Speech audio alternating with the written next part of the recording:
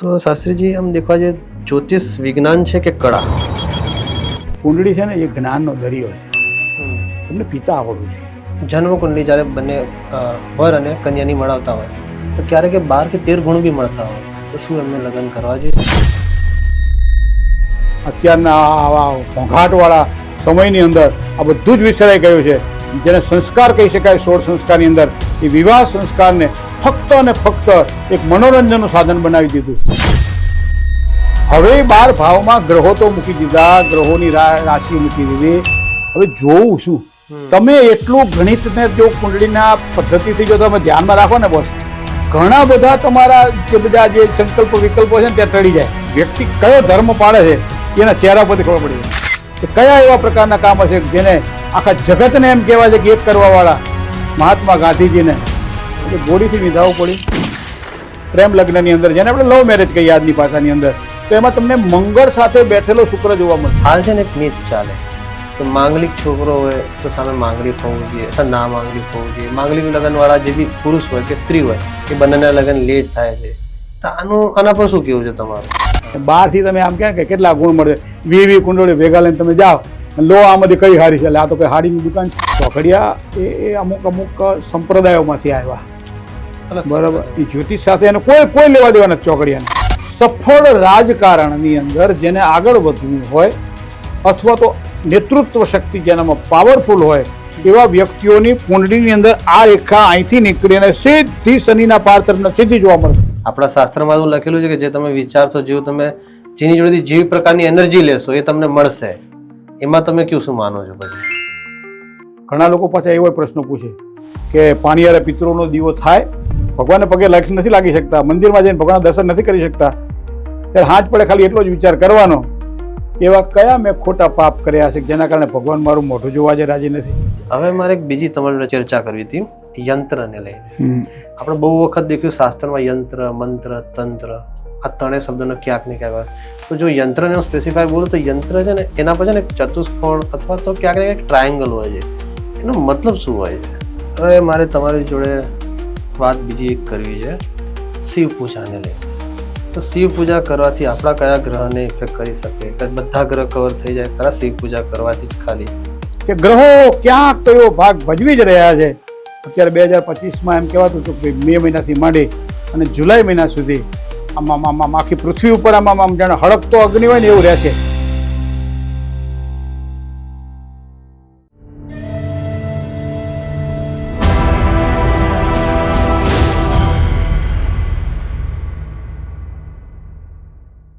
તો મિત્રો, welcome back to the another episode of વિચાર કેન્દ્ર.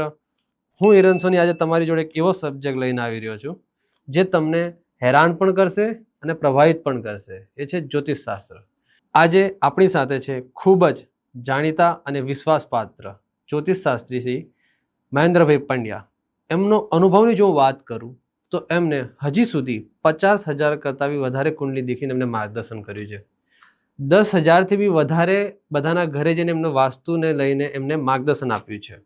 સાથે જ આજે આપણા આ પોડકાસ્ટના અંદર જ્યોતિષશાસ્ત્ર, વાસ્તુશાસ્ત્ર અને આપણા હાથ પરની જે હસ્તરેખા છે એને લઈને આપણા જીવનમાં કે આપણી આજુબાજુની વસ્તુ પર કેટલો પ્રભાવ પડે છે એ ચર્ચા કરશું. તો નમસ્કાર ગુરુજી, આપનું હાર્દિક સ્વાગત છે વિચાર કેન્દ્રના અંદર. ધન્યવાદ. તો આજે આપણો સૌથી વધારે જો ઇમ્પોર્ટન્ટ ટોપિક હોય તો જ્યોતિષશાસ્ત્ર છે, વાસ્તુશાસ્ત્ર છે અને એની સાથે ક્યાંક ને ક્યાંક પબ્લિકના અમુક જાહેર જનતાના ક્વેશ્ચન હશે. તો આજે તમને મારે જાણવું છે તમારું તો પેલા તમને જ્યોતિષશાસ્ત્રમાં ઇન્ટરેસ્ટ ક્યાંથી આવ્યો? સામાન્ય બ્રાહ્મણના દીકરા તરીકે તો વારસામાં આ બધું ઉતરે. એમાંય નાનપણથી જ્યારે ઘરના વાતાવરણની અંદર ધર્મ અને ભક્તિ ભળતા હોય ત્યારે કંઈક અથાતો બ્રહ્મ જિજ્ઞાસા એ થાય, સ્વાભાવિક છે. એમ કરતાં કરતાં ધીમે ધીમે ક્યાંક સંસ્કૃત પ્રત્યે રુચિ થઈ. પછી લોકોના પ્રશ્નને વાચા કઈ રીતે આપી શકાય તો કે એના માટે 3 માધ્યમ છે. એક કર્મકાંડ એટલે પૂજાપાઠ, તો એના માટે ભાગવત અથવા તો કોઈ પણ ધર્મ અને પુરાણોનું આખ્યાનો કરવા, અને એની શરૂઆત સત્યનારાયણની કથાથી થાય. તો નાનપણથી જ આમ જ્યારે કોઈ કર્મકાંડમાં સત્યનારાયણની પૂજા કરવા જતું હોય એટલે એમની સાથે જઈએ અને એ જે બોલતા હોય એ જાણીએ, શીખીએ. અને એ પછી એકદા ને મિશારણ્ય ઋષય શૌનકાદય પ્રપશ્ચ મુનય સર્વે સુતમ પૌરાણિકમ ખલો. જ્યારે સંસ્કૃત શબ્દને જ્યારે સાંભળીએ ત્યારે એમ લાગે કે દેવ ભાષા છે, તો એને તમારે આમ હૃદયસ્થ કરવી પડે. હા. પછી ભણવાની ઈચ્છા થઈ, તો ભણવામાં તો કર્મકાંડ, જ્યોતિષ, વ્યાકરણ, અલગ અલગ વિષયો આવે. તો એમાં જ્યોતિષ પસંદ કર્યું, અને જ્યોતિષ પસંદ કર્યા પછી પાઠશાળાઓ કરી, ખાસ કરીને ડાકોરમાં સંસ્કૃત પાઠશાળાની અંદર અભ્યાસ કર્યો. ડાકોરના અંદર અને ગજાનંદ અમારા ગુરુજી બહુ જ વૃદ્ધ અને વયસ્ક, અને ત્યાં રણછોડરાયના મંદિરમાં સવારમાં દરરોજ ભગવાનને પોતે પંચાંગ સંભળાવે. અત્રાદ્ય મહામંગલ્ય ફલપ્રદ માસાનામ શુભકારણે માસો તમે માસે શ્રાવણ માસ માસે શુભે કૃષ્ણ પક્ષે દ્વિતીયાયામ તિથો ચંદ્રવાસરે. ભગવાનને સંભળાવે દરરોજ સવારમાં. ભગવાન જ્યારે ઉઠે ત્યારે ભગવાનને સમજાવે કળિયુગની અંદર અત્યારે અમે ક્યાં બેઠા છીએ, અને આજનો એ દિવસ કેવો છે, કયા નક્ષત્ર, કયા યોગ અને કયા કરણ છે, આજે કઈ રાશિનો ચંદ્રમા છે આજે, અને એના કારણે જનમાનસ ઉપર કેવો પ્રભાવ પડે. એ અમારા ગુરુજી. એટલે એના કારણે થોડુંક જ્ઞાન ઓર વૃદ્ધિ થઈ. પછી તો એમ કહેવાય છે કે ભાઈ પડતા પંડિત નિપજે લખતા લઈયો થાય, ચાર ચાર ગાઉં કાપતા લાંબો પંથ કપાય. પછી તો લોકો મળતા ગયા, ભણતા ગયા, શીખતા ગયા, ગોખતા ગયા, ગોખાવતા ગયા. અમદાવાદમાં આવી પહેલી સ્કૂલ ચાલુ કરી જ્યોતિષની તમે. હા. અને એક જ વિદ્યાર્થીથી ચાલુ કરેલી સ્કૂલ રાજલ જ્યોતિષ ગ્રુપથી ચાલુ કરી. પછી 2008ની અંદર અખિલ ગુજરાત એસ્ટ્રોલોજીકલ સોસાયટી સ્વર્ગસ્થ પરમ પૂજ્ય કેકા શાસ્ત્રીજીના અધ્યક્ષ સ્થાને પાલડી ખાતે અમદાવાદમાં આ એક કાર્યક્રમનું આયોજન કર્યું. પછી તો સંસ્થા બનાવી, અને એમાં ઘણા બધા લોકો જ્ઞાની છે, આપણા કરતાં વધારે જ્ઞાની છે, અને સાથે બેસાડ્યા. આપણી પાસે જે છે બીજાને શીખવાડ્યું, માર્ગદર્શન શિબિરો ચાલુ કરી, એ પણ નિઃશુલ્ક. ગામડે ગામડે ફર્યા, ગુજરાતના ગામડે ગામડે, અને પ્રચાર અને પ્રસારના માધ્યમથી જ્યોતિષની બને એટલી સેવા કરવા માટે પ્રયત્ન કર્યો, અને અવિરત આ વસ્તુ ચાલી રહી છે. તો આમ તમને 25 વર્ષથી વધારે અનુભવ ખરો આ ફિલ્ડ? 30 વર્ષથી. 30 વર્ષ. જી, 28 થી 30 વર્ષ આ ક્ષેત્રની અંદર મારો સહવાસ જ્યોતિષ અને સંસ્કૃત પ્રત્યે, ભાગવતજી પ્રત્યે, અને સત્યનારાયણની પૂજાથી માંડી અને પ્રતિષ્ઠાદી જે કંઈ વૈદિક કર્મો આપણા છે, એ વૈદિક કર્મના ઘણા બધા એવા મોટા મોટા કર્મો આચાર્ય પદે મને કરવાનો ભગવાન શ્રી ગણેશે મોકો આપ્યો. અને એના કારણે જનમાનસ સુધી પહોંચવા માટે એક ધર્મ, વૈદિક એક આશ્રય લઈ અને આગળ વધવા પ્રયત્ન કર્યો. તો ગુરુજી, આમ તમે જ્યારે આ જ્યોતિષશાસ્ત્ર શરૂઆત કરતા હતા, જે આજે બી તમે જો શરૂ કરતા હોય, તેવા કંઈ ગુરુજી ખરા તમે એમને યાદ કરીને જ શરૂ કરતા હોય? કોઈ પણ કર્મ કરીએ ત્યારે અગ્નિર્ગોળ દ્વિજાતમ, બ્રાહ્મણ જોઈએ, અગ્નિ જોઈએ, અને અગ્નિમાં દીવો જોઈએ. તો શુભમ કરો તું કલ્યાણમ આરોગ્યમ ધન સંપદા શત્રુબુદ્ધિ વિનાશાય દીપ જ્યોતિર નમસ્તુતે. તો આ અમારા ગુરુ. સત્યનારાયણની પૂજા કરીએ તો પહેલાં અમે દીવો કરી દઈએ, ગુરુના સન્મુખે કામ કરી રહ્યા છીએ, સાનિધ્યમાં કામ કરી રહ્યા છીએ. યજ્ઞ યગાદી કર્મ કરીએ ત્યારે ગુરુનું સાનિધ્ય, અગ્નિ. જન્મે બાળક અને કદાચ નામ પાડવાનું હોય ત્યારે અગ્નિ, મૃત્યુ પામે ત્યારે અલગ અલગ પ્રકારના અગ્નિ છે. અલગ કોઈ પણ શાંતિ કર્મ કરવાનું તો વરદ નામનો અગ્નિ આવે. જ્યારે કોઈ કર્મ કરતા હોય, યજ્ઞ કરતા હોય અને પૂર્ણાવતી આવે ત્યારે મૃડ નામનો અગ્નિ આવે. એ જ પ્રમાણે સ્મશાનનો અગ્નિ પાછો અલગ છે. પછી જ્યારે દીકરી દીકરો પરણી અને જ્યારે આવતા હોય, બરાબર, ત્યારે એના હાથમાં એક અગ્નિ હોય છે, બરાબર. જે ગ્રહસ્થની અંદર એમ કહેવાય છે કે અગ્નિની પૂજા કરવી જોઈએ, તો એ અગ્નિ પાછો આવે છે ત્યારે એ અલગ હોય છે. પછી મૃત્યુની સાથે એ જ અગ્નિ આપણે અત્યારે જે સાથે ઘરેથી લઈ જઈએ છીએ, હકીકતમાં એ લગ્ન વખતે એ અગ્નિને પ્રગટાવવામાં આવે છે. એ અગ્નિને ઘરમાં રાખી અને એક યજ્ઞ કરવામાં દરરોજ આવે છે, અને પછી એ અગ્નિને સાથે લઈ જાય અને મૃત્યુ પર્યંત એ અગ્નિ એને સાથ આપે છે. આ અમારો ગુરુ. એ સિવાય પણ જ્ઞાન ગુરુ, એ સિવાય પણ કર્મ ગુરુ, એ સિવાય પણ જેની પાસેથી કંઈક શીખવા મળે એ ગુરુ. અલગ અલગ પ્રકારે આ પ્રમાણે, જે પ્રમાણે કહેવાય ને કે ભાઈ 24 ગુરુ ભગવાન દત્તાત્રેયને હતા, એમ ક્યાંક ને ક્યાંક જ્યાંથી શીખવા મળે, જાણવા મળે, એ આપણા ગુરુ. તો શાસ્ત્રીજી, આમ દેખવા જઈએ, જ્યોતિષ વિજ્ઞાન છે કે કળા? જો કળા હોત તો એની ઉંમર હોત, અથવા એમાં દિને દિને નવી નવી કળાઓ ઉમેરતા જાય. 15-17 વર્ષે બાલકૃષ્ણ બની અને પાત્ર ભજવવા વાળો વ્યક્તિ હોય, નાનો બાળક હોય, એ 56 વર્ષનો થાય પછી એ બાલકૃષ્ણ તરીકે એ પ્રમાણે ના જઈ શકે સ્ટેજ ઉપર, કારણ કે એની ઉંમર થઈ ગઈ. પણ જ્યોતિષ તો એ વિજ્ઞાન છે. કઈ રીતે વિજ્ઞાન છે? તો વિશેષ જ્ઞાન છે. વિશેષ જ્ઞાનનું મહત્વ શું છે?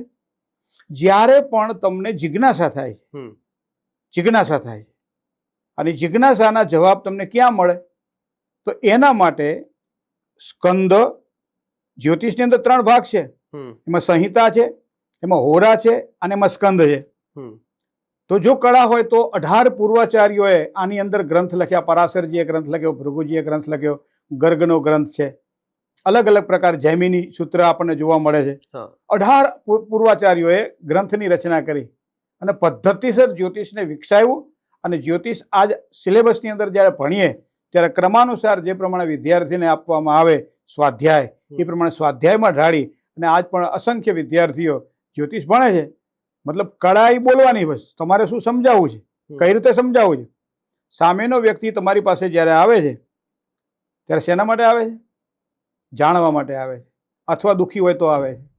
તો દુઃખમાં વધારો કરવો, એના દુઃખને ઓછું કરવું, કે દુઃખને ઘટાડવું અને એને સહાનુભૂત થવું. તો એના માટેની અલગ વ્યાખ્યા એ તમે કહ્યું પ્રમાણે કળા. ઘણા લોકો બીવડાવતા હોય કે રાહુ હવે તો આવી ગયો, હવે તો 7.5 વર્ષ તને આવું થશે, શનિની પનોતી હવે લાગી ગઈ છે માટે તને આવું થશે. પણ રસ્તો કદાચ ડાયવર્ઝન વાળો હોય ને તમને બોર્ડ બતાવવામાં આવે તો ગાડી ધીમી કરી દેવાય ને. રસ્તાથી બીવાની ક્યાં જરૂર છે? બદલાવી તો શકાશે ને. રસ્તો તમારો તાકાત નથી કે રસ્તો તમે બનાવી શકો. ગાડી ધીમી પાડી દો. એ ચાહે BMW ગલટો હોય, ગાડી તો ગાડી છે, દરેકની ગતિ ધીમી થઈ જાય, રસ્તો તો ઓળંગી જવાના. એ જ પ્રમાણે સમયની અવધિ જે છે એ સૂચિત કોણ કરશે કે ભાઈ આ 3 વર્ષ તારે સાચવવા જેવા છે, 25મા વર્ષે લગ્નના યોગ છે, બાળક આ પ્રમાણે અભ્યાસક્રમમાં આગળ વધશે. આ ક્યાંથી શીખીએ બધું આપણે? કોણ આપણને જવાબ આપે આનો? અને એવા સમયે જ્યોતિષમ અયનમ સ્મૃતમ, આંખ કહેવાય વેદનારાયણની જ્યોતિષ એટલે. અને એના દ્વારા એક સાચું અને સાચું માર્ગદર્શન મળે, એ આ જ્યોતિષ વિજ્ઞાન છે. મેં જ્યારે જ્યોતિષ વિજ્ઞાન કરતા પહેલાં, જ્યારે હું 10મા ધોરણમાં હતો ને, ત્યારે પ્રકાશ સંશ્લેષણ કરીને એક સાયન્ટિફિક એક કોન્સેપ્ટ હતો ભણવાનો. તેમાં કેવું હતું કે જે વૃક્ષ હોય તે વૃક્ષને સૂર્યપ્રકાશના કિરણનો ઉપયોગ કરીને પોતાનું ખાવા બનાવે છે અને વાતાવરણમાંથી કાર્બન ડાયોક્સાઇડ લે છે અને ઓક્સિજન છોડે છે. આ ધરતીથી સૂર્ય કેટલો દૂર છે એની જો ઇફેક્ટ એ વૃક્ષ પર પડે છે, ઇવન આપણા પર પડે છે. તો એનો જન્મ વખત, જ્યારે આપણો જન્મ વખતે એ સૂર્યનો ઇફેક્ટ આપણી લાઈફમાં ના થતો હોય, ઘણી વખત થાય, પણ એ હજી તક શોધાયું નહોતું. એનો મતલબ એવું તો છે નહીં કે એનું આપણે પ્રૂફ ના કરી શકીએ. ટેલિસ્કોપની બી શોધ થતાં પહેલાં આપણા જ્યોતિષ શાસ્ત્રે કીધું કે આવી રીતના ગ્રહ છે ને અહીંયા ફરી રહ્યા છે.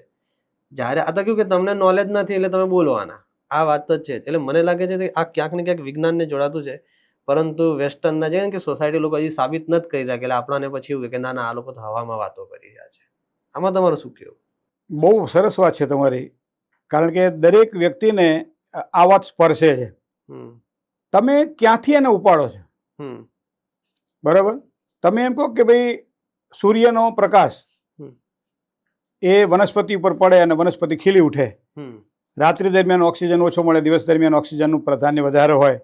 પણ પીપળો રાત્રિ અને દિવસ દરમિયાન બંને સમયે ઓક્સિજન આપે છે. માટે પીપળાને વૃક્ષમાં ભગવાને પોતાના વિભૂતિ યોગમાં કહ્યું છે કે અશ્વત્થ સર્વ વૃક્ષાણામ, દરેક વૃક્ષમાં હું પીપળો છું. બરાબર. ગાયની અંદર 33 કરોડ દેવતાઓ ગાયના રૂવાડે રૂવાડે નિવાસ કરે એવું કહેવાય છે. કારણ કે સતત તમને પોઝિટિવિટી એના દ્વારા પ્રાપ્ત થાય છે. તો એ તમારા માટે વિજ્ઞાન છે.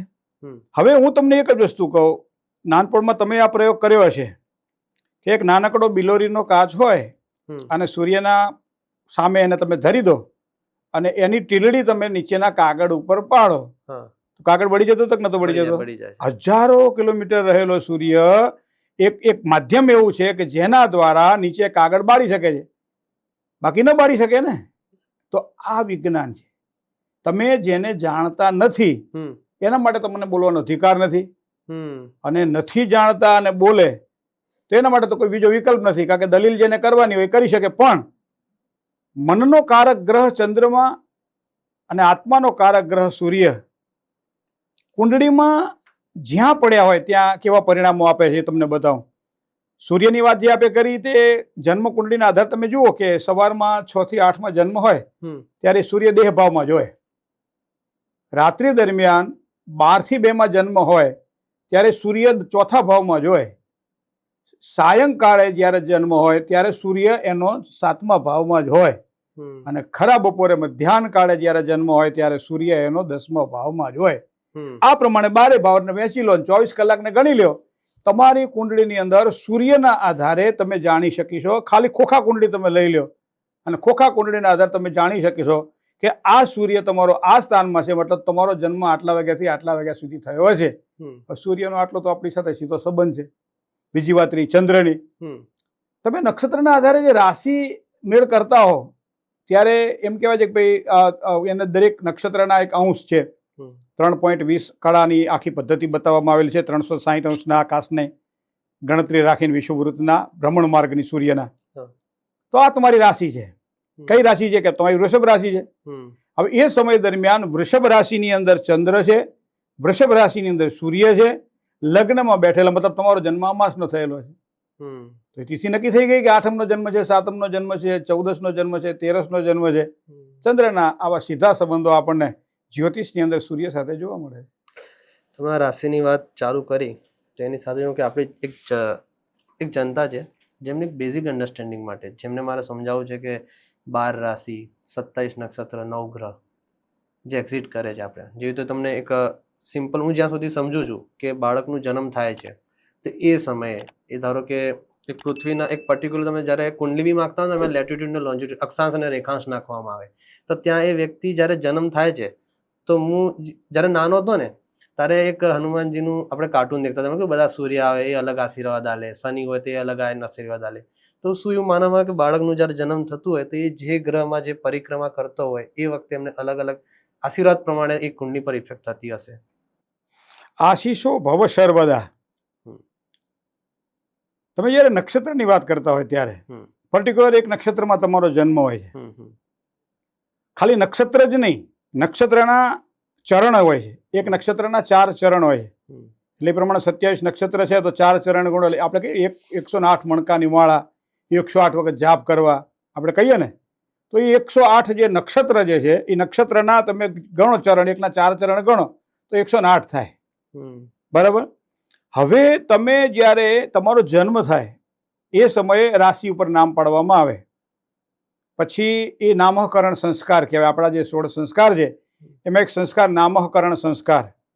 હવે તો આપણે જો કે થોડા વિસ્તૃતમાં નથી જતા, એટલે અ લ અને ઈ એટલે મેષ કહીએ, બ વ એટલે વૃષભ કહીએ, આલાય મેષ સંજ્ઞક બાવા વૃષભ ઉચ્યતે, કાશાકામ્યતનમ પ્રોક્તા ડાહા કર્કટ ઉચ્યતે, માતા સિંહશ્ચ પાઠાણા કન્યકા કથ્ય. આ બધા અલગ અલગ નામ પાડી દીધા. પણ એ ખબર છે કે દરેક ચરણનું એક નામ હોય. માનો કે અશ્વિની નક્ષત્રના 4 ચરણ, તો એમાં ચુ, ચે, ચો અને લા, આ 4 અક્ષર આવે. ચુનીલાલ નામ હોય તો એ અશ્વિની નક્ષત્રના પહેલા ચરણમાં જ જન્મ થયો હોય. અને એક સમયે જ્યારે એવો હતો કે કંઈ પંચાંગની જરૂર નહોતી પડતી, કોમ્પ્યુટરની જરૂર નથી પડતી, કોમ્પ્યુટરાઇઝ કુંડળીની જરૂર નહોતી પડતી, અને આપણા વિદ્વાન જ્યોતિષીઓ ખાલી હાથના અંગૂઠાના અને બધાના આંકડાઓ ગણી અને એનું ફળકથન કહેતા હતા કે 24મા વર્ષે તારું લગ્ન થશે, 27મા વર્ષે તને મોટો ખાડો આવશે, 54મા વર્ષે તારા પિતા નીકળી જશે, 77 વર્ષનું તારું આયુષ્ય છે, તારી પત્ની આવી મળશે, તને સંતાનો તરફથી આટલું સુખ મળશે, આટલા પ્રકારનો તારો અભ્યાસ રહેશે, ઘરની અંદર કે ઘરની બહાર તું અભ્યાસ કરીશ, કયા વિષયોમાં તારી રુચિ, ખાલી આમ કરતા ગણિત પદ્ધતિ મૂકતા.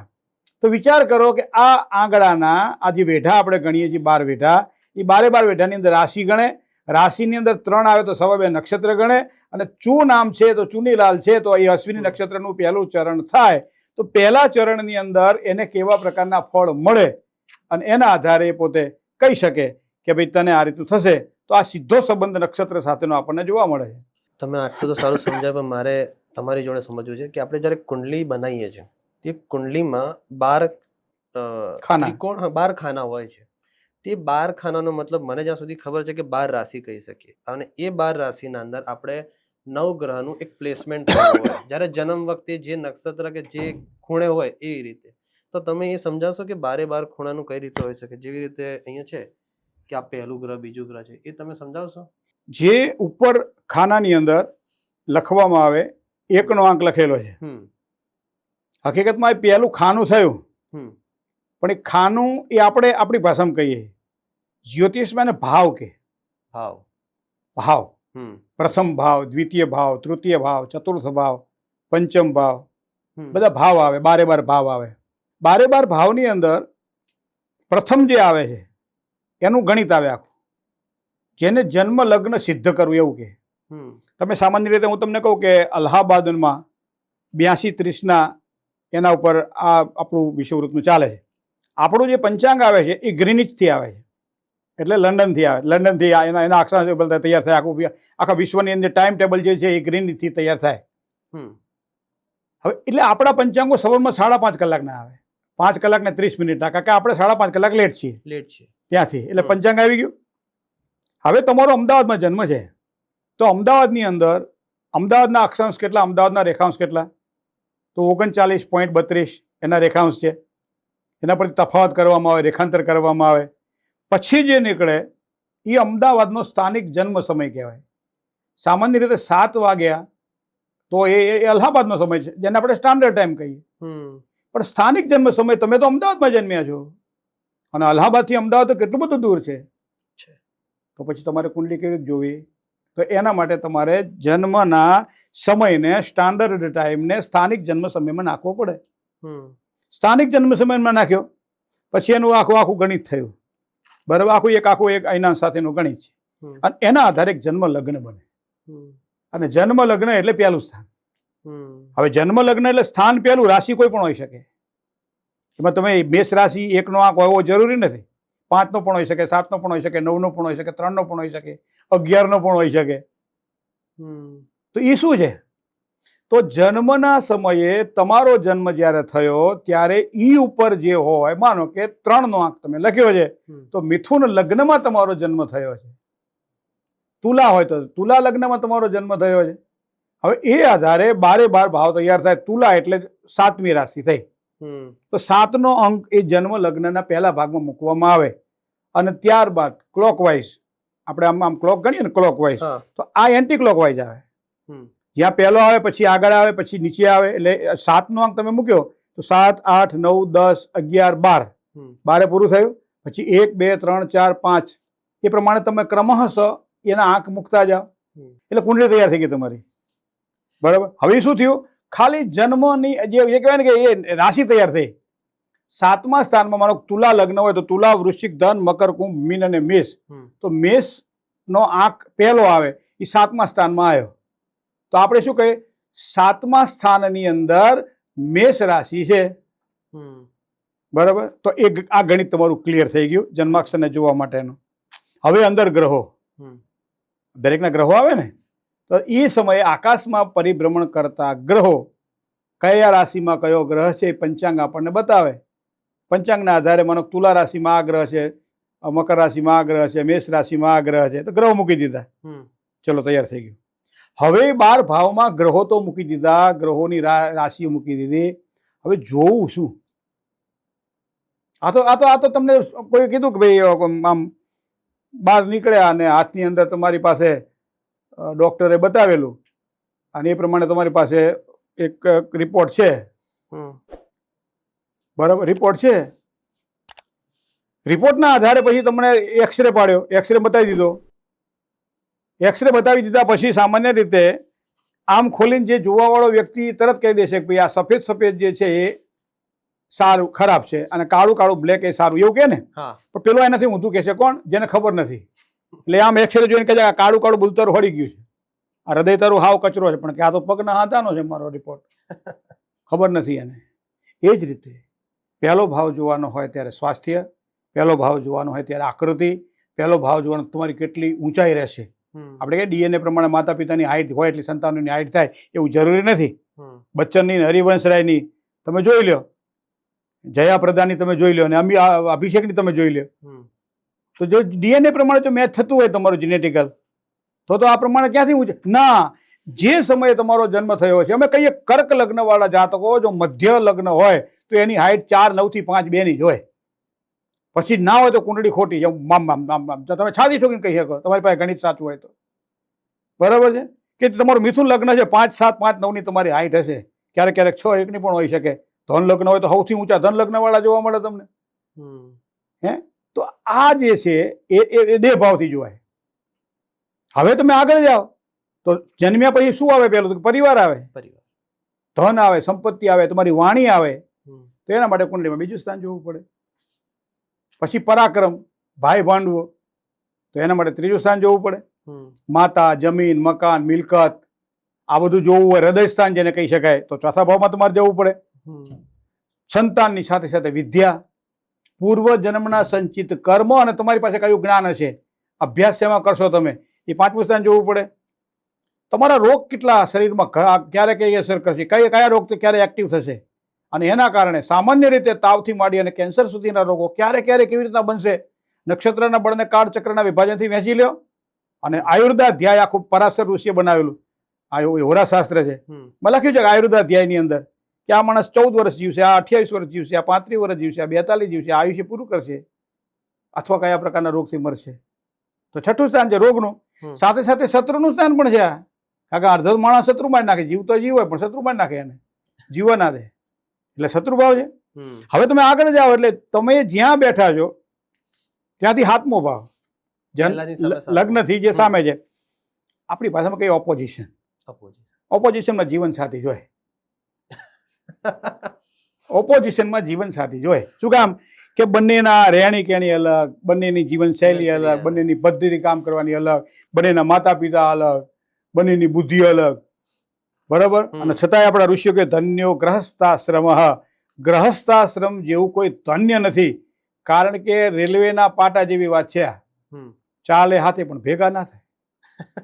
રેલવેના પાટામાં ચાલે હાથે ગંતવ્ય સ્થાન સુધી પહોંચી જાય પણ ભેગા ના થાય, બરાબર. તો એ ઓપોઝિશનનું જે સ્થાન છે, દાંપત્ય જીવનનું જે સ્થાન છે, આ તો આનંદ માટે વાત કરું છું. બાકી હું તમને કહું સૌથી વધારે જો કોઈ ઓળખતો હોય તો એ પત્ની પતિને, પત્ની પતિને ઓળખી શકે. શું કામ કે એ સામસામા છે. નજીકમાં બેઠેલા માણસને ઓળખવો અઘરો છે, સામેલા માણસને તમે ઝડપથી ઓળખી શકો, કારણ કે સતત તમારું ધ્યાન એમાં હોય, બરાબર. એટલે પત્નીને ખબર છે કે એને ક્યારે શું જોશે, કેવી રીતનું જોશે.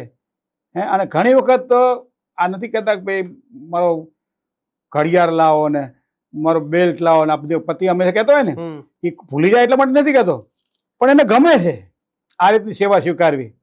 અને પત્ની એ શું કહે છે, પત્ની પૂછે કે ભાઈ હું બહાર જઉં છું, કાલથી તને ગળાની તકલીફ છે કંઈ, તો તારા માટે કંઈ લેતો હોઉં?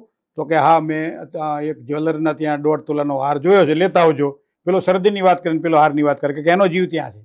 આ જેને કે સમસપ્તકીઓ સરખે સરખું સાથે ચાલે છે. અને તમે રાશિ જોજો, મેષ રાશિ હોય ત્યાં અમે તુલા જોઈએ. તુલા એટલે મેષ રાશિનો સ્વામી મંગળ થાય, તુલા રાશિનો સ્વામી શુક્ર થાય. તો મંગળ અને શુક્રનું બને સારું, લગ્ન જીવનનું ખૂબ સારું બને. અમે વૃષભ રાશિ હોય, તમે વૃશ્ચિક રાશિ હોય, એટલે બે પાછી શુક્ર મંગળ જ આવ્યા.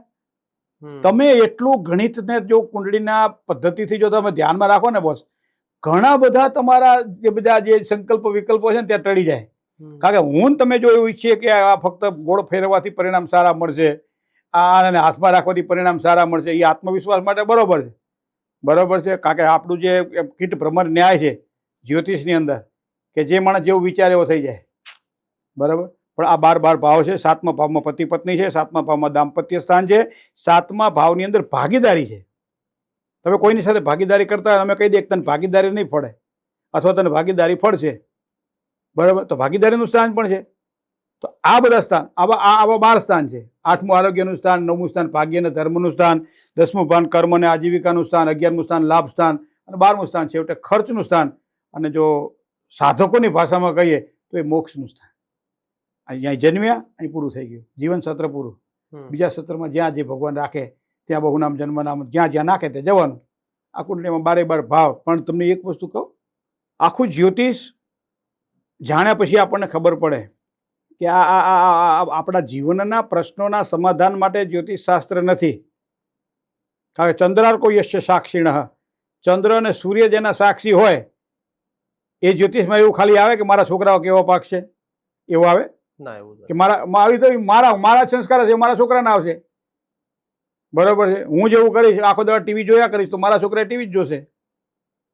તો એ ધર્મ, અર્થ, કામ અને મોક્ષ જે પુરુષાર્થ ચતુષ્ટય કહેવાય છે આપણા ધર્મની અંદર, 10મું સ્થાન, 9મું સ્થાન, 11મું સ્થાન અને 12મું સ્થાન ભાગ્યસ્થાન એટલે ધર્મસ્થાન માનવામાં આવે છે. પિતાની સાથે સાથે 10મું સ્થાન એ કર્મ આજીવિકાનું તો ખરું જ, પણ અર્થનું સ્થાન માનવામાં આવે છે. માણસ ક્યાંથી કમાશે, કોના દ્વારા કમાશે. એકાદશ સ્થાન અને લાભસ્થાન માનવામાં આવે છે. આ બરાબર. અને છેવટે 12મું સ્થાન એ મોક્ષનું સ્થાન માનવામાં આવે છે. આ 4 સ્થાન પકડાઈ જાય ને એટલે આખી કુંડળી આપણને ખબર પડી જાય. તો એની સાથે જો આપણા કહેવાય કે 12 રાશિઓ જે છે તે 12 રાશિનો સ્વભાવ આપણે કઈ રીતે કહી શકીએ? દરેક રાશિનો સ્વભાવ અલગ હોય. જેવા કે માનો કે મેષ રાશિ, મેષ રાશિવાળા માટે એમ કહેવાય કે એના સ્વામી કોણ? જો એક વસ્તુ તમે કહો, દરેક રાશિનો પોતાનો સ્વામી હોય. માનો કે મેષ રાશિ અને વૃશ્ચિક રાશિ તો એનો સ્વામી મંગળ હોય. વૃષભ રાશિ અને તુલા રાશિ તો એનો સ્વામી શુક્ર હોય.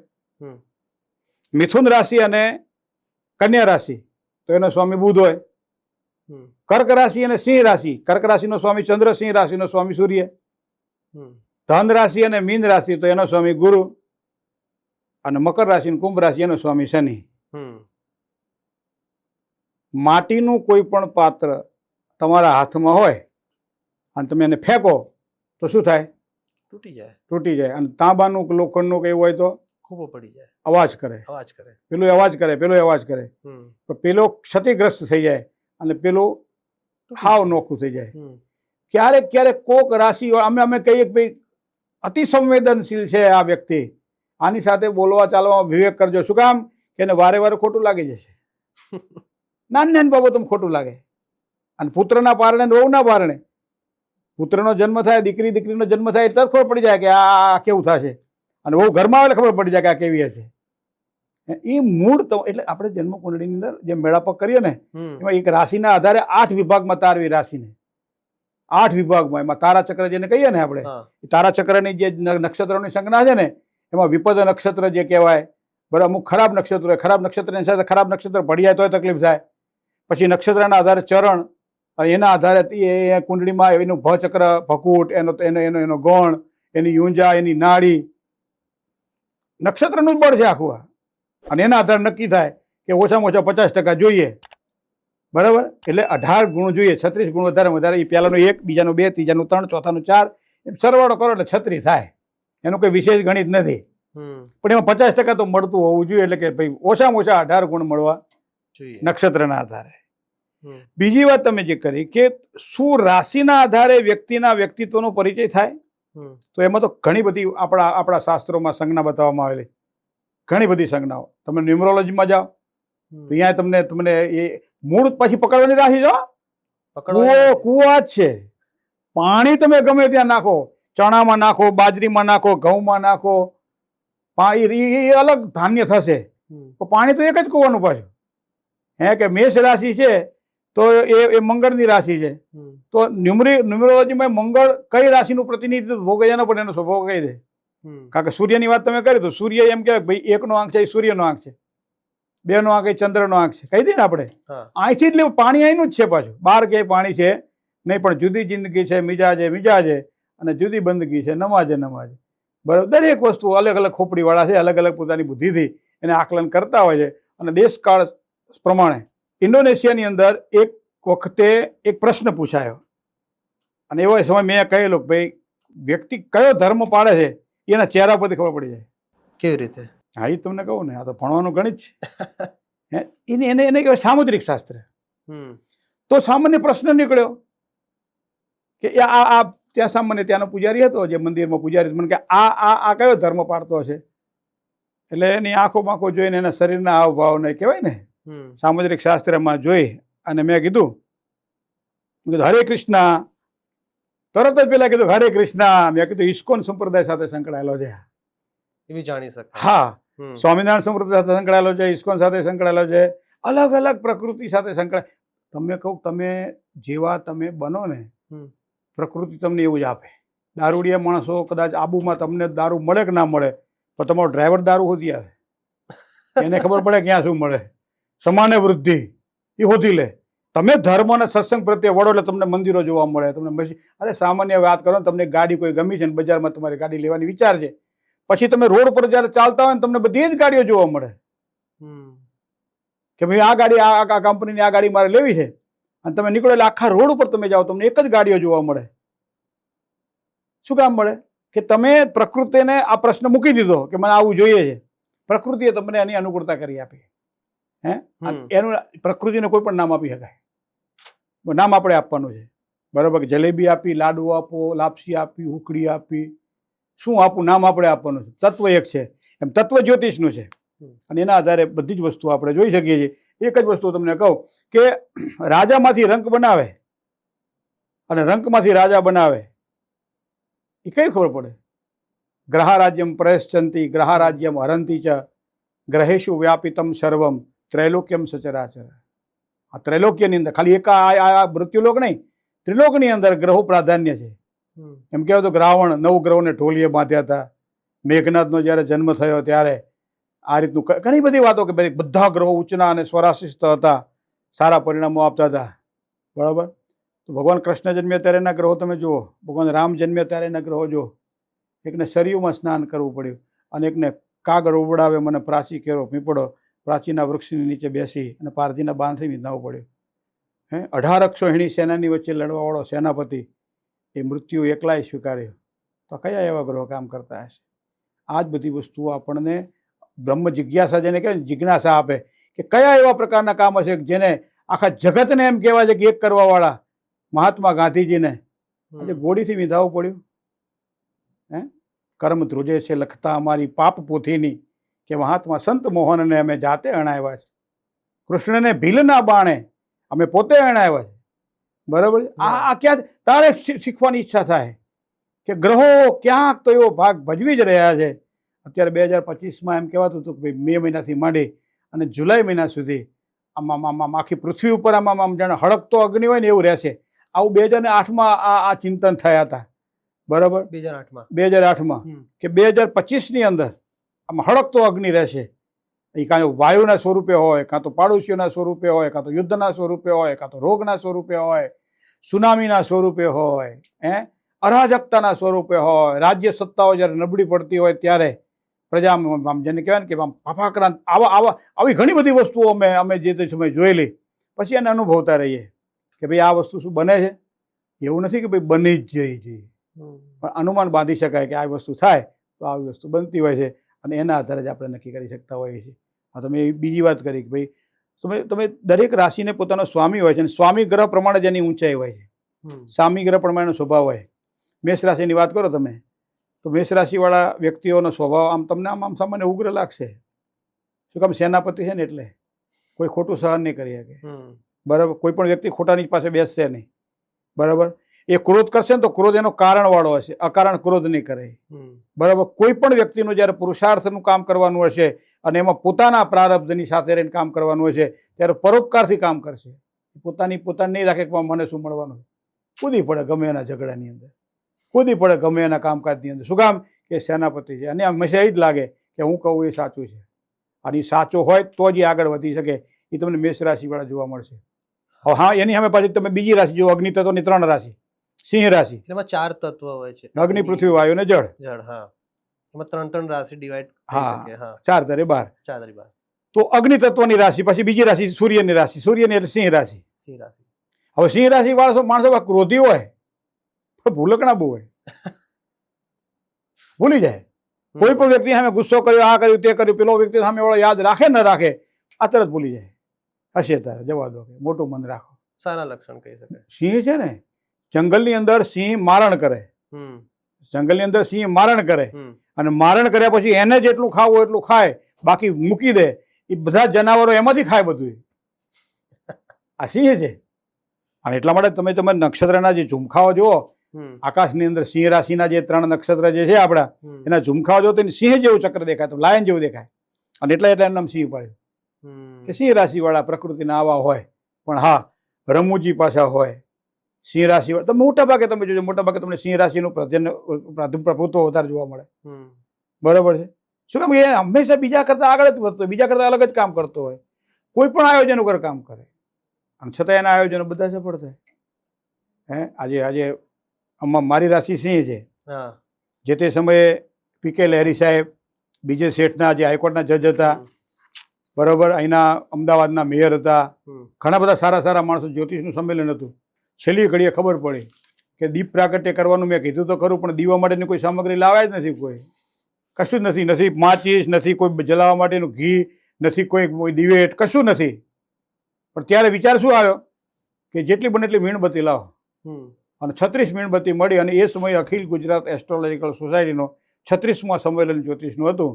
ત્યારે કહી દીધું હળવેકથી બધાની હાજરીમાં કે એક એકના હાથમાં એક એક દીપ પ્રગટાવો તો જ સાચો દીપક. અને 36 મીણબત્તી રાખી અને બીજા દિવસે ન્યૂઝમાં, અખબારોમાં બધે જ અમારો એ ફોટો આવેલો. બોલો, કોઈ પણ આયોજન વગર જ્યારે કામ કરે. સિંહ રાશિવાળા. હવે તમે ધન રાશિમાં જાઓ. ત્રીજી રાશિ ધન આવે. ધન એકથી બીજું ચડિયાતું બીજું, બીજાથી ચડિયાતું ત્રીજું, તો એ ધન રાશિ આવે. બરાબર. ધન રાશિવાળા સુશીલ, ધન રાશિવાળા સૌમ્ય, ધન રાશિવાળા શાંત, ધન રાશિવાળા ઈચ્છિત કામનાઓ કરતા પહેલા 100 વખત વિચાર કરે, દરેક વ્યક્તિઓને સાથે રાખીને કામકાજ કરે, કોઈ પણ કામકાજ કરે એ પહેલા કોઈનું અહિત ન થતી એવો ભાવ વ્યક્ત. કારણ કે બૃહસ્પતિ છે એનો સ્વામી ગુરુ, ધન રાશિનો સ્વામી ગુરુ, મેષ રાશિનો સ્વામી મંગળ ને સિંહ રાશિનો સ્વામી સૂર્ય. તો એક બાજુ મંગળ છે, એક બાજુ સૂર્ય છે, એક બાજુ ગુરુ છે. આ ટ્રાયેંગલ છે, આ ત્રિકોણ છે. જે વ્યક્તિમાં વ્યક્તિત્વની નિખાલસતા જોઈતી હોય, જેને વડીલ થવું હોય, જેને મોટું થવું હોય, રાજનેતા જેને બનવું હોય, એ લોકોએ હંમેશા નિખાલસ રહેવું પડે. એને પોતાના માણસોને સાચવવા પડે. ગુરુ પાસે દેવ મંત્રી વિશાલાક્ષ સર્વ કાર્ય હિતે રતા. ભૃગુઋષિએ બનાવેલો આ મંત્ર તમે જુઓ, એ દેવ મંત્રી છે. એ બેસે છે મોટા માણસોની સાથે, બરાબર, પણ હિત કોનું કરે છે? નાના માણસોનું. વિશાળ નેત્રવાળો, બધી ચારે બાજુની દ્રષ્ટિ હોય છે. અને સર્વ કાર્ય હિતે રતા. બધા જ ના કાર્યમાં એ સામેવાળાનું હિત જોવે, પોતાનું હિત નહીં. અને અનેક શિષ્ય સંયુક્ત, એકલો ના જાય, કોઈ દડો જાય તો ટોળામાં જ જાય. આવું લખ્યું છે ભૃગુ ઋષિએ ગુરુ માટે. જ્યારે પહેલામાં તો મંગળમાં લખ્યું ધરણી ગર્ભ સંભૂતમ અને વિદ્યુત ક્રાંતિ સમપ્રભમ કુમારમ શક્તિ હસ્તમ ચ મંગલમ પ્રણમામ્યમ. આ મંગળને પ્રણામ કરો કે જે ભૂમિનો પુત્ર છે, મતલબ ભૂમિમાંથી છૂટો પડેલો આ ગ્રહ છે. આપણે હજારો વર્ષ પછી નાસાએ આટલા બધા પૈસા ખર્ચ્યા અને પછી હમણાં થોડાક વર્ષો પહેલા એવું સાબિત કરી દીધું કે મંગળની અંદર એવી માટી છે જે પૃથ્વીની ઉપર છે. હા, આપણે કંઈક માતાના મઠમાં બી છે, ગુજરાતના જમીન પર છે. બરાબર. હવે સાબિત કર્યું. ત્યારે 5-7 હજાર 10 હજાર પહેલા આપણા ઋષિએ કહી દીધેલું કે મંગલો ભૂમિપુત્રશ્ચ ઋણહર્તા ધનપ્રદ. ભૂમિપુત્ર છે તો ભૂમિપુત્રમાં તો ભૂમિ જેવા જ ગુણ આવે ને. હે, જીવન નથી. કારણ કે ત્યાં એ અગ્નિનું પ્રભુત્વ વધારે છે, ત્યાં લાવાનું પ્રભુત્વ એ છે. ઘણી બધી વૈજ્ઞાનિક પદ્ધતિ, પણ આ વસ્તુ અહીંયા આપણને જોવા મળે છે કે જ્યોતિષની અંદર આ વસ્તુ દરેક ગ્રહો પોતાનું પ્રભુત્વ ભોગવે છે અને એ પ્રમાણેની રાશિ તૈયાર થાય છે. એ રાશિમાં જે જન્મ થયો એ પ્રમાણેના ગુણો થાય છે અને ગુણો જે છે એના જીવનમાં વિકાસ પામે છે અને એના કારણે માણસ આગળ વધે છે. તો હજી આપણે બીજી રાશિની જો વાત કરીએ, ધારો કે કર્ક છે, તો કર્કવાળા વ્યક્તિ કઈ રીતના હોઈ શકે? કર્ક રાશિનો સ્વામી ચંદ્રમા, વોટર એલિમેન્ટ વાળી છે ને? હા, વોટર એલિમેન્ટ.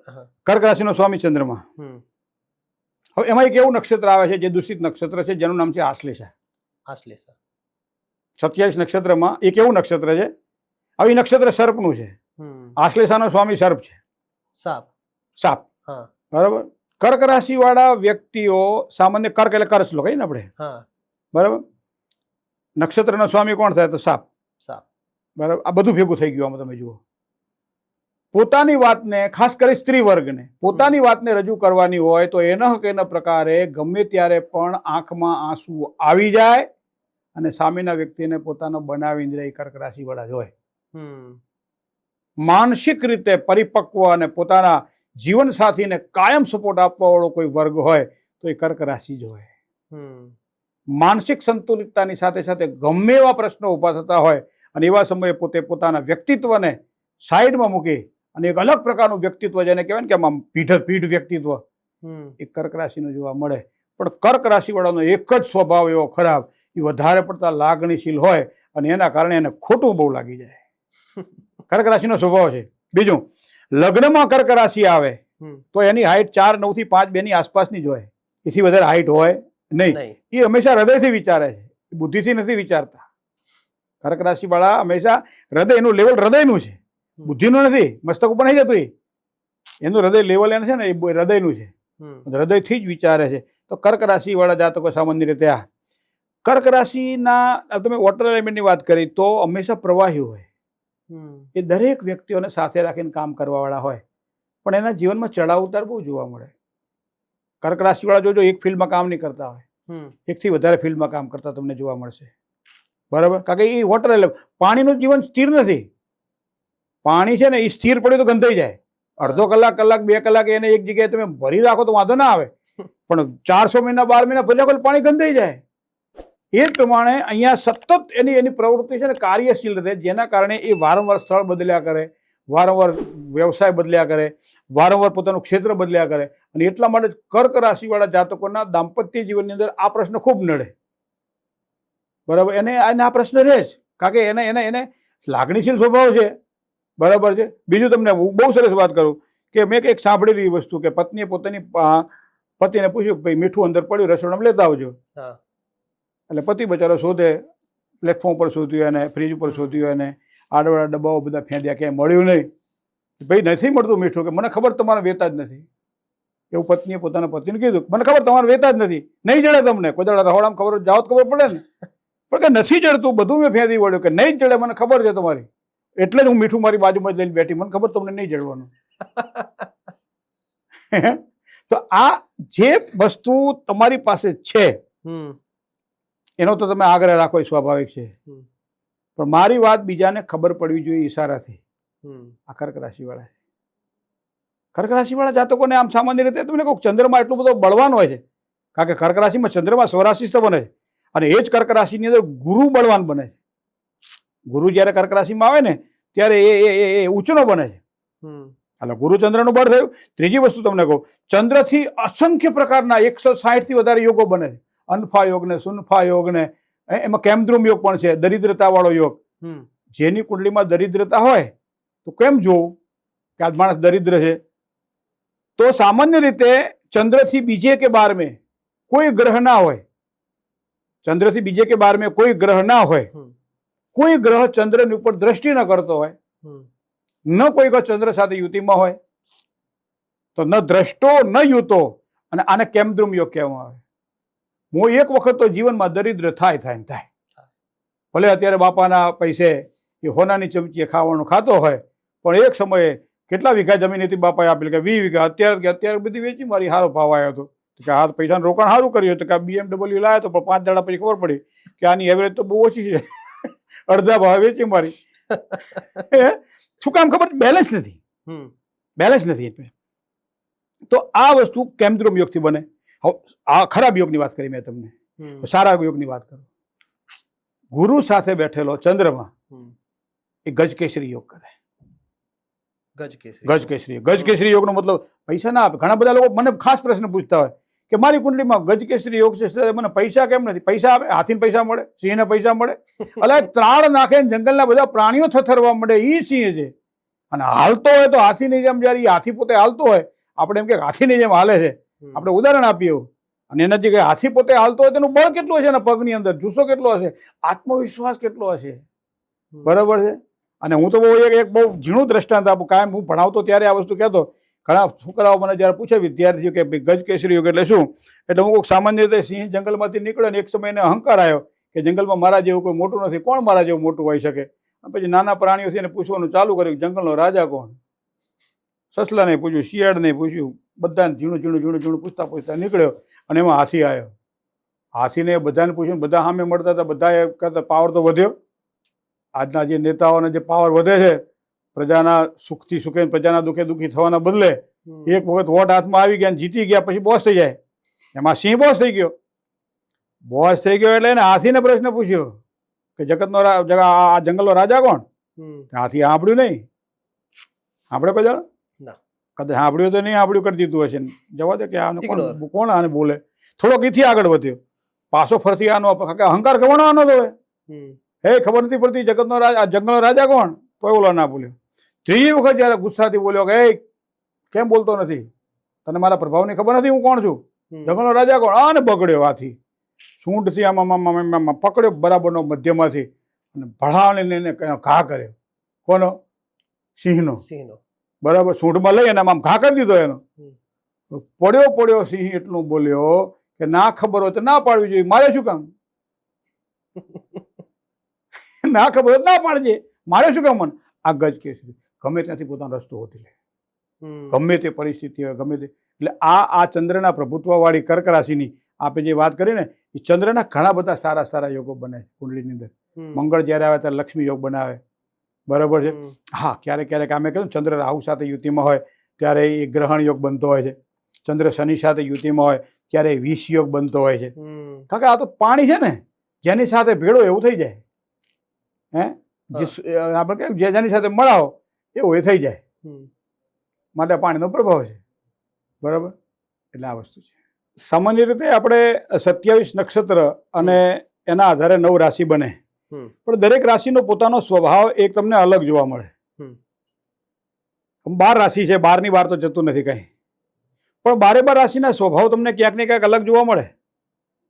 સામાન્ય તમે મેષ રાશિની વાત કરો તો એનો સ્વામી મંગળ છે, તો મંગળવાળા જાતકો મોટા ભાગે તમને કોઈ પણ જગ્યાએ ડર નહીં લાગે. એમને જે કંઈ કામ કરશે એમાં સારી રીતે કામ કરી શકશે, ભયમુક્ત રહેશે. હા, સામાન્ય ક્રોધી મેષ રાશિવાળા જાતકો જોવા મળશે, કારણ કે અ, લ અને ઈ 3 અક્ષર છે એની અંદર. તો એની અંદર તમે જાઓ તો ઘણી વખત અભ્યાસની અંદર વિદ્યાર્થીઓ તમે જુઓ ખૂબ જ સારી રીતે કામ કરતા જોવા મળે છે, પણ એ જ વિદ્યાર્થીઓ ઘરમાં મા બાપની સાથે થોડોક એવો બિહેવિયર કરે કે મા બાપને ક્રોધ આવે, કારણ કે ઉતાવળિયા સ્વભાવવાળા હોય મેષ રાશિવાળા જાતકોને. અને એની સાથે સાથે એ પોતે એક ઘણા બધા વ્યક્તિઓની સાથે રહી અને કામ કરવાનું હોય તો મેષ રાશિવાળા જાતકો ખૂબ સારી રીતે કરી શકે. ધર્મની વાત આવતી હોય ત્યારે મેષ રાશિવાળા જાતકો મોટા ભાગે અગ્નિ તત્વના અધિષ્ઠાતૃ દેવતા હોય એની પૂજા કરે. આ મોટા ભાગે આપણે જોયું છે. હવે રાશિગત તો દરેક વસ્તુ બદલાતી હોય છે. એ પ્રમાણે તમે વૃષભ રાશિમાં જાઓ, વૃષભ રાશિનો સ્વામી પાછો શુક્ર થાય. શુક્ર એટલે અત્યારના વર્તમાન કાળની અંદર સૌથી વધારે કોઈ પણ વ્યક્તિને એટ્રેક્શન હોય તો એ સંપત્તિનું છે, અને એટલા માટે સંપત્તિનો કારક એ ગ્રહ શુક્ર વૃષભ રાશિનો સ્વામી બને છે. તો વૃષભ રાશિવાળા સ્વામી જેના શુક્ર બનતા હોય તો એ લોકો સંપત્તિને પ્રાધાન્ય આપે, પરિવારની સાથે સાથે ધન સંપત્તિનો વધારો થાય કેવી રીતે થાય એના માટે પ્રયત્ન કરે, એ વધારે મુસાફરીઓ કરે, પ્રવાસ વધારે કરે, દરેક લોકોની સાથે બેસી અને મીઠી વાતો કરે, હસમુખા હોય. પણ નીતિ નિયમોની અંદર કદાચ થોડા શિથિલ તમને જોવા મળે. કોઈ વૃષભ રાશિવાળો વ્યક્તિ તમને કોઈ સલાહ સૂચન આપે અથવા તો કોઈ તમને વાયદો કરે તો થોડુંક સાચવીને કામકાજ કરવું, કંઈ વાયદામાં બહુ ભરોસો નહીં, વહેલું મોડું થવાની સંભાવનાઓ રહે. કામ પરફેક્ટ કરે. રાશિમંડળની ત્રીજી રાશિ જોઈએ આપણે તો એ મિથુન રાશિ છે. હવે પછી થોડી વાયડી રાશિ છે. મિથુન રાશિ એટલે સ્વભાવમાં કેવું છે કે બોલવામાં બહુ ચપળ હોય, બહુ હોશિયાર હોય. પણ મિથુન રાશિવાળા જાતકોને જ્યારે કોઈ મેનેજમેન્ટનું કામ તમે સોંપી દો એટલે ફટાક લઈને બહુ સારી રીતે મેનેજમેન્ટ કરી શકે. જે કંઈ તમે એને સોંપી દો કામ, એને સ્વતંત્ર રીતે સોંપો તો કોઈ વ્યક્તિ ઇન્ટરફિયર કરે તો એ પાછું કામ બગડવાની સંભાવનાઓ ખરી. સ્વતંત્રતાથી આપેલું કામ એ ખૂબ સારી રીતે કરે અને એના કારણે એ બધાથી અલગ તરી આવે. કોઈ સારું શણગાર કરવાનો હોય, કોઈ સારું કંઈ સજાવવાનું હોય, કોઈ માણસોને બોલાવવાના હોય, બધી વાતોમાં તમને જોવા મળશે મિથુન રાશિવાળા જાતકો. મેનેજમેન્ટને લગતા કામકાજ હોય, બધી કામમાં તમને મિથુન રાશિવાળા જાતકો જોવા મળે. ચોથી રાશિ કર્ક રાશિ છે.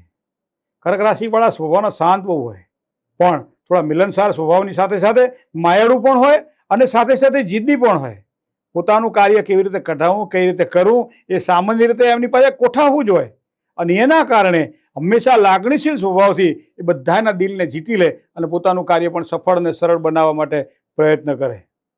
સિંહ રાશિની પ્રકૃતિ પછી થોડી તેજ છે કારણ કે સ્વામી એનો સૂર્ય છે, અને સિંહ રાશિવાળા માણસો હંમેશા કોઈનું સહન ના કરે, બને ત્યાં સુધી એગ્રેસિવ ખરા, પણ જ્યારે પણ કોઈ પણ કાર્ય પરોપકારવાળું હોય ત્યારે કોઈની સલાહની એને જરૂર નહીં. એને ખબર પડે કે આ વસ્તુ ખોટી થઈ છે, પેલા એનું ઉપર રહેશે.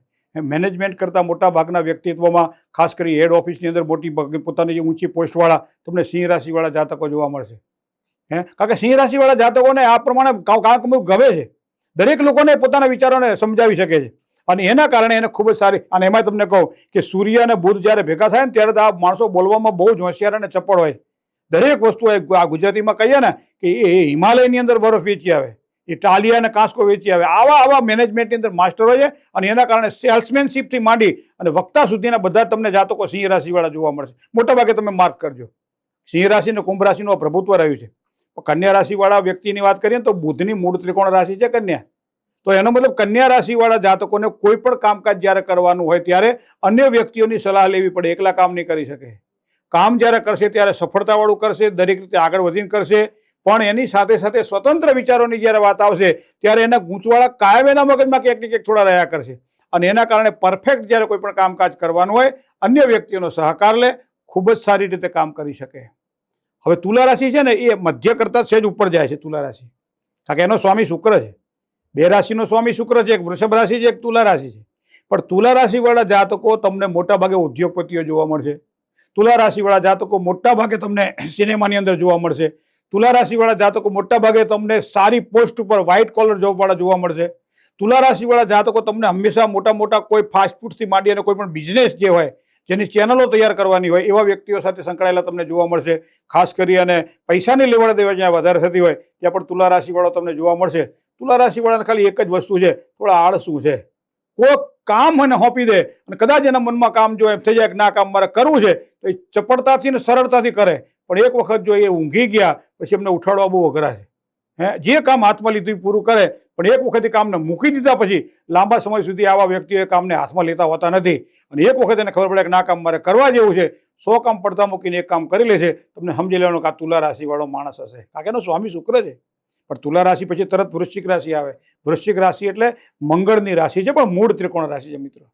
વૃશ્ચિક રાશિ સામાન્ય રીતે એના જે વ્યક્તિઓ તમને જોવા મળે, ન અને ય અક્ષરવાળા તમે જોઈ લેજો, તમારા ઘરમાં હશે, આજુબાજુ ક્યાંય તમને જોવા મળશે.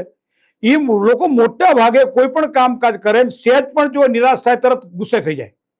દરેક વ્યક્તિઓને ક્યાંક ને ક્યાંક અણાવડત હોય છે અને એની અણાવડતા ગુસ્સે થઈ જાય. અને ગુસ્સે થઈ જાય એટલે કેવા ગુસ્સે થઈ જાય કે સામેના વ્યક્તિને ક્યારેક ક્યારેક ખોટું લાગે એવો વ્યવહાર કરે. હવે આ વસ્તુ તો ખોટી કહેવાય, પણ છતાંય વૃશ્ચિક રાશિવાળા જાતકોને પણ મોટા ભાગે દેવોની ઉપાસનાની અંદર ઉગ્ર દેવતાઓની ઉપાસનામાં વધારે ગમે એમને. કોઈ પણ ઉપાસના પૂજાપાઠ કરવાની હોય ત્યારે મોટા ભાગે હનુમાનજીની પૂજા કરતા હોય, ગણપતિ દાદાની પૂજા કરતા હોય, ભૈરવની પૂજા કરતા હોય, દુર્ગાની પૂજા કરતા હોય. મોટા ભાગે તમને આ વૃશ્ચિક રાશિવાળા જાતકો જોવા મળે. પછી આ ધન રાશિ, બહુ ઠરેલ રાશિ ધન રાશિઓ. તમારા ઘરમાં જોજો ધન રાશિવાળા જાતકો હોય ને, બેઠા હોય ને તો એમ દેખાઈ આવે તમને. શું કામ? એનો પ્રભાવ અલગ, ઋતબો એનો અલગ હોય, કામ કરવાની પદ્ધતિ એની અલગ હોય, માયાળુ સ્વભાવ હોય, દરેકને સાથે રાખીને કામકાજ કરે, દરેક વસ્તુ ઉપર પ્રીતિ રાખે. એક વસ્તુ જ્યાં સુધી સમજાય નહીં ત્યાં સુધી એ કામ હાથમાં ના લે, અને સમજી લીધા પછી અન્ય વ્યક્તિઓને સમજાવવામાં માહિર. અને એટલા માટે ખાસ કરી અને મોટાભાગે MBA અથવા તો એ જે ડિગ્રીની અંદર જેમાં મેનેજમેન્ટના કોર્સ જેને કરવાના હોય, જેને માર્કેટિંગના કોર્સ કરવાના હોય, જેને સેલ્સમેનશીપ કરવાની હોય, કોઈ પણ પ્રકારે લખાણના કાર્ય જેને કરવાના હોય, એ મોટાભાગે તમને ધન રાશિવાળા જાતકો જોવા મળશે. શનિ સામાન્ય રીતે આમ કહેવાય છે કે પાણીમાંથી તમે કાદવ કાઢી નાખો પછી કાદવ જલ્દી સુકાય નહીં, પાણીનો પ્રભાવ એને જોવા મળે અને એના કારણે કાદવ થોડો ચીકણો લાગે આપણને. બરાબર? ન માટી છે ન એ પોતે પાણી છે, પણ મિશ્ર કહીએ. આ મકર રાશિવાળા જાતકો શનિ પ્રભાવના હોવાના કારણે મોટા એક વસ્તુ છે કે એ લોકોને તમે જો વ્યવસ્થિત સમજી જાઓ તો સરળ છે, પણ જો ન સમજ્યા તો ચીકણા છૂટશે નહીં. તેનું કામ પોતા જ્યાં સુધી પૂરું નહીં થાય ત્યાં તમારી પાછળ લાગી જશે. કોઈ પણ વસ્તુ મનમાં સંકલ્પ કર્યો કે આ કામ મારે કરવાનું છે એટલે એ કામ કરીને જ રહેશે, કારણ કે એનો સ્વભાવ એવો છે. સિંહ રાશિ જે કહેવાય કુંભ રાશિનો જે પ્રમાણે સ્વભાવ છે એ જ પ્રમાણે મકર રાશિનો સ્વભાવ છે. પણ કુંભ રાશિ જે 11મી રાશિ છે એનો સ્વભાવ મકર રાશિ કરતાં થોડોક અલગ છે, કારણ કે કુંભ રાશિ ઠરેલ રાશિ, ઘડો છે ને, ઘડાની અંદર પાણી છે. બરાબર? તો ઠરેલ રાશિ છે કુંભ રાશિ. તમને દરેક ફિલ્ડની અંદર કુંભ રાશિવાળા જાતકો જોવા મળશે. દરેક ફિલ્ડની અંદર શિક્ષણ ક્ષેત્ર હશે તો કુંભ રાશિવાળાનું પ્રભુત્વ તમને જોવા મળશે. વ્યવહારિકતાની દ્રષ્ટિ વાત હશે તો કુંભ રાશિવાળા જાતકો તમને જોવા મળશે. કોઈ પણ કામકાજની અંદર આગળ પડીને કામકાજ કરવાનું હોય તમને કુંભ રાશિવાળા જાતકો જોવા મળશે. એ મોટા મોટા જેને આયોજનો કરવાના હોય, પ્રવાસ પર્યટનોની સાથે સંકળાયેલા હોય, ધર્મ અને ભક્તિવાળા હોય, બધા તમને કુંભ રાશિવાળા જોવા મળશે. કોઈ પણ નવું કામ કરવાનું છે જેની અંદર પોતાની કળાને નાખવાની છે, પોતાની બુદ્ધિને નાખવાની છે, પોતાની કુશળતાને નાખવાની છે, આવા વ્યક્તિઓ મોટા ભાગે તમને કુંભ રાશિ. પણ એક વસ્તુ છે કે એના કામમાં કોઈ પણ વ્યક્તિ જો આડખીલી રૂપ બને તો સમજી લો એ કુંભ રાશિવાળા જાતકો એ કામ મૂકી દે, પછી કામ કરે નહીં. બીજું, માન ભૂખ્યા હોય પાછા, એને જો માન ના આપો તો પાછું એ કામ ના કરે. માન આપો તો એ વ્યક્તિ પોતાનું બધું ન્યોછાવર કરી દે. પણ એક વખત જો તમે એને આવ નહીં, આદર નહીં અને નહીં નેનો મેં ને વગર કભી ન જાયો કંચન બરસે મેં, તો સમજી લેવાના કુંભ રાશિવાળા જાતકો જશે. કાકેનો સ્વભાવ એવો છે. અને મીન રાશિ, મીન રાશિ તમે જોયો એનો આકાર જુઓ તમને ખબર પડી જાય. મીન રાશિમાં 2 માછલી છે. 2 માછલી એક હાથે નથી જતી, એક માછલી આમ જાય છે, એક માછલી આમ જાય છે. એનો મતલબ આ માછલી એક આ બાજુ જાય, એક આ બાજુ જાય. મીન રાશિવાળા દ્વિસ્વભાવ રાશિવાળા તમને જોવા મળશે, 2 મનવાળા જોવા મળશે. દાંપત્યની સુખાકારીમાં પણ તમે જોજો, મોટાભાગે મીન રાશિવાળા જાતકોને દાંપત્ય જીવનના સુખમાં ક્યાંક ને ક્યાંક થોડી ઘણી કમીઓ રહેવાની. અને અમુક સંબંધો એવા હોય, મીઠા સંબંધો જેને કહી શકાય, એ તમને મીન રાશિવાળા જાતકોને વધારે જોવા મળશે. શું કામ? એની સ્થિરતા નથી ને, એટલા માટે. એ હંમેશા માછલી જેવું છે, એનું પ્રવાહિત કામ છે એનું. બરાબર છે? કોઈ પણ એક વસ્તુમાં સ્થિર રહેવું હોય તો મીન રાશિવાળા જાતકો ન રહી શકે. પણ સાથે સાથે મીન રાશિવાળા જાતકોને તો પૈસા સોંપી દો, તમે બેંક સોંપી દો, તમે તમારું ઘર સોંપી દો તો પાછું સારી રીતે કામકાજ કરી શકશે. કારણ કે એનામાં એક ગુણ છે કે જે કંઈ કરવાનું હોય પ્રેમથી કરવાનું. અને એટલા માટે તમને કહું કે આપણે જ્યારે પંચક કહીએ ને કે જે 5 જેવા નક્ષત્ર છે જેમાં સારા કામ ન થાય, એ 5ની અંદર હવા 2 નક્ષત્ર તો મીન રાશિના છે. બરાબર, એટલા માટે એને પંચક કહેવામાં આવે છે. એકથી વધારે કામ થાય. પંચક એટલે 5 વખત કામ થાય, આપણે ગુજરાતીમાં કહીએ ને એ જ પ્રમાણે મીન રાશિનો સ્વભાવ સામાન્ય રીતે આ રીતે આપણને જોવા મળે. બહુ ખૂબ સરસ, તમે 12 રાશિને આટલી જલ્દી સમજાઈ, એના માટે આપનો આભાર. ધન્યવાદ. પરંતુ હજી મારો એક છે સૌથી મહત્વનો ટોપિક, લગ્ન મેળાપ. ક્યારેક કોઈ વ્યક્તિના લગ્ન 16 અથવા તો 19 વર્ષે થતા, અને ક્યારેક એવા લગ્નો 45, 50, 55 વર્ષે થતા હતા. ના પણ થતા હોય. ના બી થતા, હા, લેટ થતા. તો એની પાછળનું કારણ શું? જુઓ, હમ આપણે કહીએ ને લગ્નમાં વિલંબ થયો, હમ. તો એ સ્વભાવગત વિલંબ થયો. પહેલાના જમાનાની અંદર ગ્રહો તો આ જ હતા, સ્થાનો આટલા જ હતા, પણ એ સમયે 19 વર્ષ 22 વર્ષ થાય દીકરીના લગ્ન થઈ જાય, 22 થી 25 વર્ષ દરમિયાન દીકરાના લગ્ન થઈ જાય. વસ્તુ તો આ જ હતી ને. હા, આજ જુઓ, 5 વર્ષ પછી જુઓ, 25 વર્ષ પહેલા પછી જુઓ, બરાબર. તો હવે આને કહેવાય કાલગણના. હમ કાળગણનાનો મતલબ એવો થાય કે દરેક, આવું હું તમને એક વસ્તુ જ્યોતિષની દ્રષ્ટિએ સરળતાથી જોઉં, કુંડળીમાં ઘણી બધી અસંખ્ય કુંડળીઓ જોયા પછી હું તમને આ જજમેન્ટ આપી શકું છું કે વૃશ્ચિક રાશિની અંદર જેનો શનિ પડ્યો હોય એના લગ્નમાં વિલંબ થાય. વૃશ્ચિક રાશિમાં શનિ. શું કામ ખબર છે? એનો ભાવ કયો હોઈ શકે? કઈ? 8મી રાશિ. 8મી રાશિ. 8મી રાશિમાં શનિ પડ્યો હોય. હમ શું કામ થાય?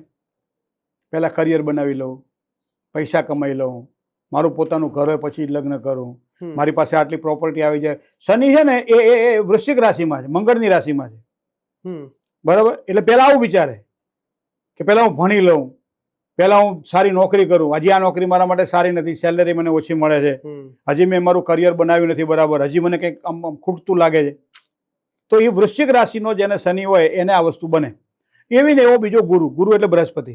હમ હવે ગુરુ એ સામાન્ય રીતે મંગળની 2 રાશિ, એક મેષ રાશિ અને એક વૃશ્ચિક રાશિ. હમ મંગળની રાશિ થઈ. મોટા ભાગે લગ્નની અંદર એ આવું જ વિચારે કે ભાઈ ક્યાં અત્યારે મારે આ ઝંઝાળ ઊભી કરવી, ક્યાં મારે અત્યારે લગ્ન કરવા, હજી મારું ઠેકાણું નથી, 2 જણને ક્યાં મારે પાછા મારી સાથે, એટલે થોડુંક આમ અસુરક્ષિતતા જેને કહેવાય ને કે હું નહીં કમાવું શું ખવડાવીશ, હું મારી માગશે મારી ઘરવાળી, અથવા તો પછી બીજાનું જુએ કે આ જો લગ્ન કર્યા પછી કોણ સુખી છે, આવું નેગેટિવ વિચારે, બરાબર. તો એ મેષ રાશિ અને વૃશ્ચિક રાશિ. સૌથી વધારે જે પ્રમાણે વૃશ્ચિક રાશિમાં શનિ નિર્બળ બને એ જ રીતે લગ્ન જીવનની અંદર એ જ રીતે સિંહ રાશિની અંદર ગુરુ નબળો બને. સિંહસ્થ ગુરુ જેની કુંડળીમાં હોય ને એ દાંપત્યમાં ક્યારેય, ભગવાન કરે બધા સુખી જ રહે, પણ એના ગુણધર્મો પ્રમાણે તમે જોવા જાઓ ને તો કાયમ. અને મોટાભાગે આવા વ્યક્તિઓની લગ્ન એ 37 વર્ષથી માંડી 45-50 સુધી થતા જોવા મળે. હવે તમે એક માર્ક કરજો, પંચાંગમાં મુહૂર્તો જ્યારે હોય ને ત્યારે આપણે ધનારક અને મીનારક કહીએ. ધનુર્માસ સિંહ રાશિ જે છે ને એ ગુરુની, બરાબર, સાથે યુતિમાં, તો એને આપણે સિંહસ્થ વર્ષ કહીએ. 1 વર્ષ સુધી લગ્નના યોગ ના હોય, 13 વર્ષે એક વખત આવ્યા, આખું 1 વર્ષ લગ્નના મુહૂર્ત જ ના હોય. શું કામ? કે ગુરુ પોતાના શિષ્યના ઘરમાં આવ્યો, એટલે ગુરુ સિંહ રાશિમાં આવ્યો એટલે 1 વર્ષ લગ્નના કોઈ મુહૂર્તો ના હોય, 13 વર્ષે એક વખત આવ્યા, જેને આપણે ધંધો આપણે સિંહસ્થ ગુરુ કહીએ. હવે એની પાછી ગુરુની 2 રાશિ, ધન રાશિ અને મીન રાશિ. તો ધન રાશિમાં સૂર્ય આવે એટલે 1 મહિનો લગ્નના મુહૂર્તો ના આવે, બરાબર. એ ડિસેમ્બર જાન્યુઆરી વાળો ગાળો આપણો. અને એનો એક ગુરુ, ભાઈ સૂર્ય પાછો મીન રાશિમાં, ગુરુની બીજી રાશિમાં હોય ત્યારે લગ્ન ના આવે. વિચાર કરો કે લગ્નમાં મુહૂર્તો ના આવતા હોય તો એ લગ્ન થાય કઈ રીતે? એટલે લગ્નમાં વિલંબ થાય. બીજી વસ્તુ, જ્યારે દીકરા દીકરીના વ્યભિચાર કર્યા પછી લગ્નના મુહૂર્તો કાઢવાના હોય ને ત્યારે ગોર બાપા 3 ગ્રહોને જોવે. એક ચંદ્રને જોવે, પુરુષ માટે સૂર્યને જોવે અને સ્ત્રી માટે ગુરુને જોવે, બરાબર. બરાબર. પુરુષ હંમેશા સૌંદર્ય ઈચ્છે. પુરુષને કેવી સ્ત્રી જોઈએ? પત્ની તરીકે સુંદર હોય, સુંદર, મારી સાથે આવે, સારી લાગે, સારું બોલે, બધાને સાચવે, સુંદર સ્ત્રી જોઈએ. અને સ્ત્રી માટે ગુરુ બળવાન જોઈએ, પીઠ હોવો જોઈએ. 5 જણા વચ્ચે ઉભો હોય તો મારો ધણી દેખાવો જોઈએ, મારો ઘરવાળો દેખાવો જોઈએ, મારો હસબન્ડ દેખાવો જોઈએ, માઇક આંગલો ના હોવો જોઈએ, બરોબર છે. એ ઢીલો ના હોવો જોઈએ. એ બધા ગુરુ જ છે, એ આ પીઢતા. અને માટે આ ગુરુને શુક્રના પ્રાધાન્ય આપવામાં આવે.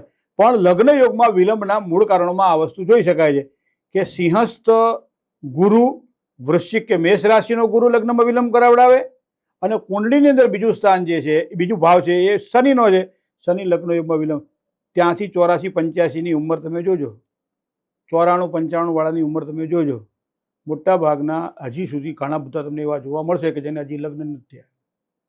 અમે તો કુંડળી જોયા પછી કહ્યું હા 84-85માં જન્મ, ત્યાં 84માં જન્મ હોય ને અમને કોઈ પૂછે ને એટલે અમે આંખું બંધ કરીને કહી દઈએ કે શનિ મહારાજના પ્રકોપના કારણે આ લગ્ન યુગમાં વિલંબ છે. અથવા તો 94-95 ખબર પડે કે બૃહસ્પતિ જ્યારે દરેક ગ્રહો પોતાનું પ્રભુત્વ રાખે છે. જન્મના 1994 જન્મના ગ્રહોના આધારે કુંડળી આધારે જોઈ શકાય છે. બીજું તમને કહું, 7મા સ્થાનને દાંપત્યનું સ્થાન માનવામાં આવે છે. 7મા સ્થાન જન્મ કુંડળીથી જે લગ્નથી 7મું સ્થાન છે એને દાંપત્યનું સ્થાન, પતિ પત્ની, જેને કલત્ર સ્થાન કહેવાય. એનો સ્વામી ગ્રહ કોઈ જગ્યાએ ખોટે બેઠો હોય, આમ એમ કહેવાય છે કેન્દ્ર અને ત્રિકોણ 1, 4, 7 અને 10, 5 અને 9, એટલે 1, 4, 7 અને 10 કેન્દ્ર થયા, 5 ને 9 ત્રિકોણ થયું. એનો સ્વામી જો ખાડે પડ્યો હોય તો નુકસાન કરાવડાવે, અને 6ઠા, 8મા અને 12મા સ્થાનનો સ્વામી જો કેન્દ્રમાં પડ્યો હોય તો નુકસાન કરાવે. મતલબ ખાડાના સ્વામી ખાડામાં હોવા જોઈએ, કેન્દ્રના સ્વામી કેન્દ્રમાં હોવા જોઈએ. કેન્દ્રનું સ્થાન થયું 7મું, લગ્નનું સ્થાન છે. હવે લગ્નના સ્થાન દાંપત્યનું સ્થાન છે. દાંપત્યના સ્થાનનો સ્વામી 6ઠે, 8મી, 12મી પડ્યો તો એ લગ્નમાં વિલંબ કરાવડાવે. બરાબર છે. ક્યારેક ક્યારેક એના ઉપર ખરાબ ગ્રહોની દ્રષ્ટિ પડતી હોય 7મા સ્થાન ઉપર તો એ લગ્ન યુગમાં વિલંબ કરાવડાવે.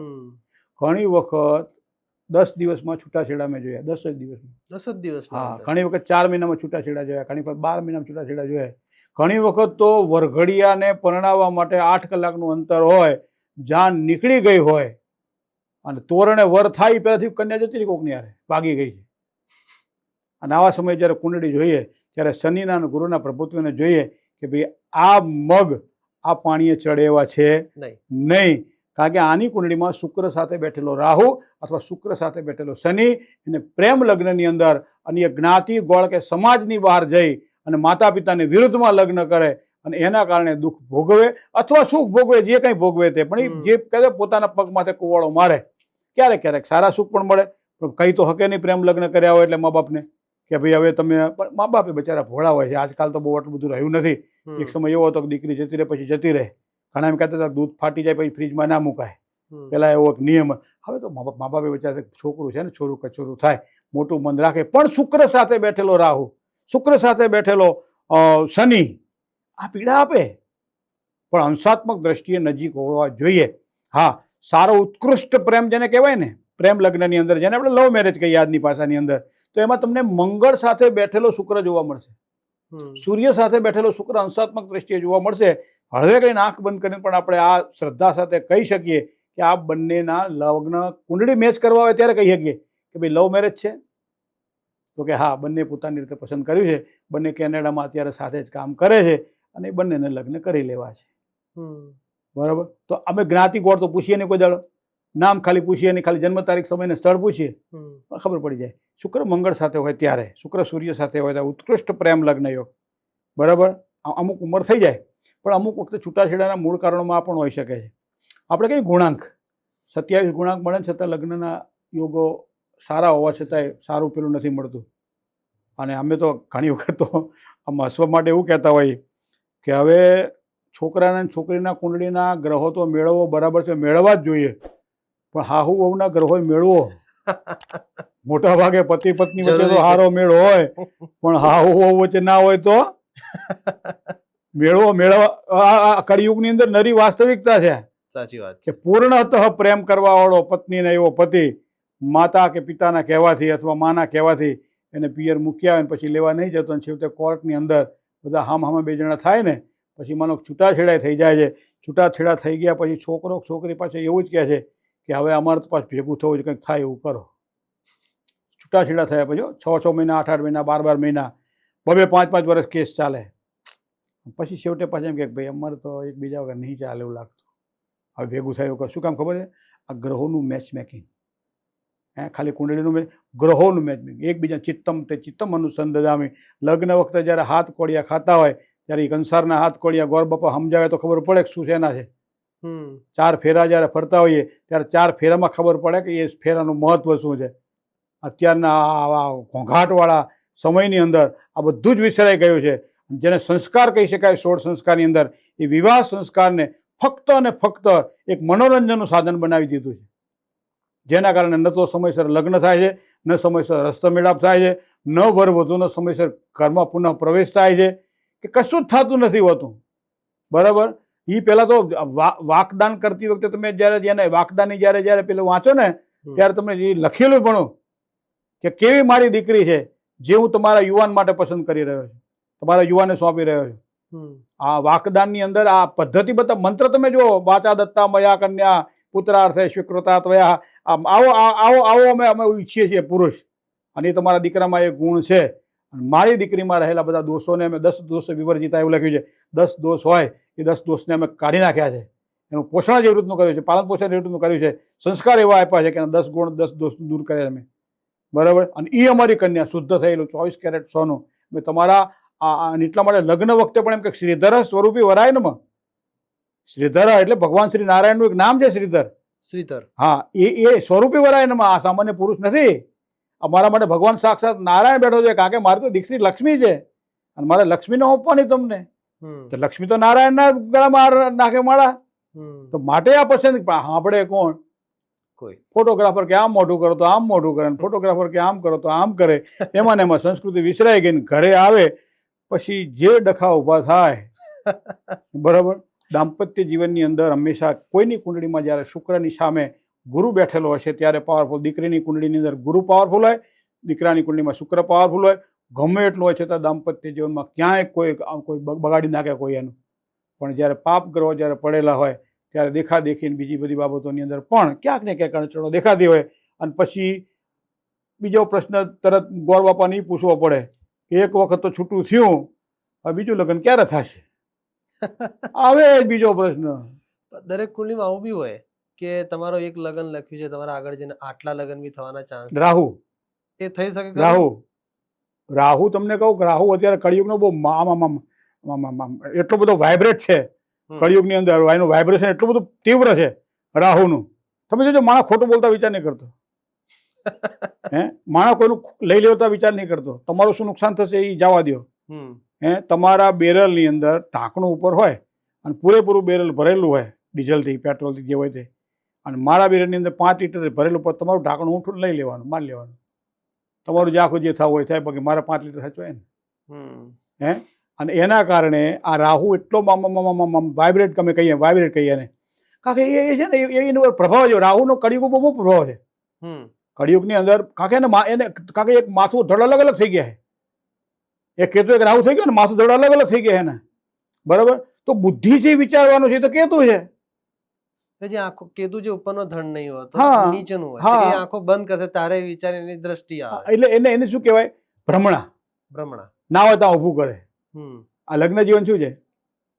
મા બાપ બેગ લઈને જાય પૈસાની, બરાબર, બેગ લઈને જાય ને, બેગ ખાલી કરીને ઘરે આવતા રહે. કન્યા આમ જાય ને મા બાપ આમ આવે.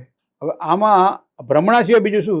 તમને સંતોષ થાય કે તમે દીકરીને લગ્ન કરાયા, 500 માણસો જમાડ્યા.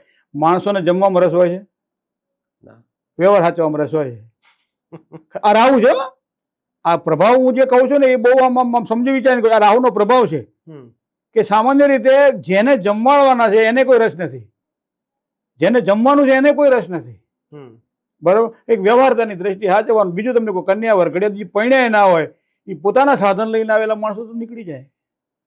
આ તમે જોયું, અમે તો જોઈએ ગામડે પૂજા કરવા જઈએ ને, જ્યારે લગ્ન કરાવવા જઈએ ને, તમે જોઈએ કે હું તો નહોતી 2 જણા માંડવામાં બેઠા હોય, વાતો કરતા હોય, બાકી હગાવાલા ખાતા હોય અને બધું ચાલતું હોય, ને પછી છેવટે કઈ વિદાય કરવાની છે.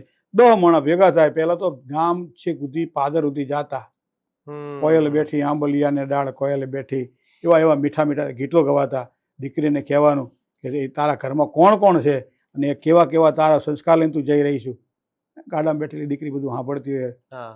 હવે આ કર્યું છે પહેલું સિંચવાથી માંડી બધા નિયમો રહ્યા છે નથી. રાહુ જ્યારે 8મા સ્થાનમાં બેઠેલો હોય, રાહુ જ્યારે 7મા સ્થાનમાં બેઠેલો હોય, રાહુ જ્યારે 4થા સ્થાનમાં બેઠેલો હોય, ત્યારે લગ્ન કરતી વખતે એક વખત તો વિચાર કરવો જ કે આને 2 લગ્નના યોગ છે. જેની સાથે કુંડળી મેચ કરવાની છે એને 2 લગ્નના યોગ છે. તો એક બચારો દુઃખી થઈ જાય, કોઈ પણ 2 માંથી કોઈ પણ ફિમેલ કે મેલ. એક 2 લગ્ન કર્યા પણ કે મને ફાયો નહીં. કેમ કે એક લગ્ન કર્યા એમાં બૈરું બધા જ દાગીના અને આ તેને બધું હું તો હવરમાં લઈને જતી રહી. તો કે બીજામાં તો શાંતિ ને, કે એ જતી નથી. બરાબર. લગ્ન ધન્યો ગ્રહસ્થાશ્રમ ધન્ય છે.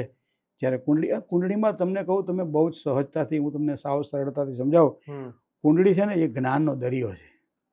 તમને પીતા આવડવું જોઈએ, કારણ કે આ દરિયાનું પાણી ખારા હોય, પણ સમુદ્રની પેટાળમાં તમે જાઓ ને તો મોતી ભરેલો છે. બહારથી તમે આમ કહે કે કેટલા ગુણ મળે, 20 કુંડળીઓ ભેગા લઈને તમે જાઓ, લો આમાંથી કઈ હારી છે, એટલે આ તો કઈ હાડીની દુકાન છે, તેમાં 4 સાડીઓ સારી પસંદ કરો. બધા પછી રિજેક્શન આવ્યા, કે પેલા 20 છોકરા જોયા પણ એમાં એક કંઈ ઠેકાણું પડ્યું નહીં. હવે બીજા 10 જુઓ ને, આમાંથી કયું કયું સારું છે. તો મને એટલી ખબર પડે કે આપણા ઋષિઓ એવું કહેતા હતા કે પૂર્વજન્મના સંચિત કર્મો એ 5મા સ્થાનથી જોવાતા હોય છે, એકબીજાની લાગણી 5મા સ્થાનથી જોવાતી હોય છે. તો 5મા સ્થાનને પ્રાધાન્ય કેમ નથી આપતા, 7મા સ્થાને જ કેમ આપીએ છીએ? લેણા દેણી છે કે નહીં જુઓ ને, મળશે તો ઘણી કુંડળીઓ, પણ બેને. અને બીજી વસ્તુ તમને ઉડી નાખે એવી તમને કહું કે હું કાયમ કહું, અમારા જ્યારે જ્યારે જ્યોતિષના સંમેલનો થાય, નિઃશુલ્ક માર્ગદર્શન શિબિરો થાય, હું ત્યારે કાયમ કહું કે હંમેશા 25% કુંડળી જોવડાવો ત્યારે 25% જે છે એ જ કુંડળી પર પ્રાધાન્ય આપો. બાકી 25% એના પરિવાર સાથે કેવો મેળ છે, પરિવાર સાથે કેટલો શેર થાય, સમાને વૃદ્ધિ. ઘણાને કહેતા દીકરી ગરીબ હોય તો ચાલશે, પણ પછી જે શિંગડા છે એ કૌંસમાં આવે છે પાછું. બરાબર છે. પણ મૂળ વસ્તુ એ 25% તમે પરિવાર સાથે કેટલી પ્રીતિ છે જુઓ. કાલ સવારમાં ઉઠીને કાંઈક તકલીફ થાય, ઊભું કોણ રહેશે? બે વિચાર, કારણ કે વિચાર છે ને ભાઈ, દરેકના વિચારો અલગ અલગ હોઈ શકે. એવા સમય સમજૂતી કરાવવા વાળું કોણ? બરાબર છે. મહાભારતને તમે જુઓ તો ખબર પડે કે અર્જુનને જ્યારે યુધિષ્ઠિર સાથે ઝઘડા થતા હતા, ત્યારે કૃષ્ણ જેવો જે કહેવાય એ ધરખમ માણા એ સમાધાન કરાવતો હતો એના બધાને. તો ક્યાં મહાભારત ક્યારે પૂરું થઈ ગયું હોત? એમ લગ્ન જીવન ક્યારે પૂરું થઈ જાય? 25% એ 25% કુંડળી અને 50% પરસ્પર પ્રીતિ કેટલી છે, થોડોક ટાઈમ આપો એમને. બરાબર. તો જ પછી લગ્ન થાય, તો એમાં આનંદ થાય. લગ્ન સગાઈ વખતે બહુ સારું હોય, 4, 6 મહિના, 8 મહિના જે સગાઈ થાય તેમાં બહુ સારું હોય. એટલે પેલા કે નવું પેલા બતાવે ના કે ભાઈ થઈ ગયું છે આ, પછી ઘરે લાયા બાદ કે હું તો મસાલો બી કહું છું ને ખેણી બી કહું છું.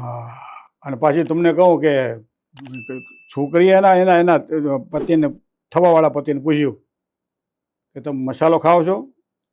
તો કે મસાલો તો હું ખાઉં છું ને. કે મસાલો તમારે મારા માટે છોડવો પડશે. કે તો તારી આ લગ્ન નહીં કરવા. કેમ? કે હું તો મસાલો ખાવાનો. ત્યારે પેલી છોકરી એટલું જ કીધું કે હવે તમારી યાર લગ્ન કરવા અમારે. કે કેમ? તો કે તમે મસાલો નથી છોડી શકતા, મને તો નહીં જ છોડો એમ. તમે દ્રઢ સંકલ્પ વાળા છો. એટલે ક્યારેક રમૂજ પણ માણસના જીવનની અંદર જરૂરી હોતી હોય છે. સાચી વાત. આમાં છે ને કોઈક વાર કેવું છે કે જ્યોતિષ શાસ્ત્રમાં, આ તો તમારી વાત છે, બટ મારા ફ્રેન્ડની જો તમને કહાની કહું કે 7 થી 8 વર્ષથી રિલેશનશીપમાં હતા. આયા બાદ એમને એક પંડિતને કુંડલી જઈને બતાવે છે.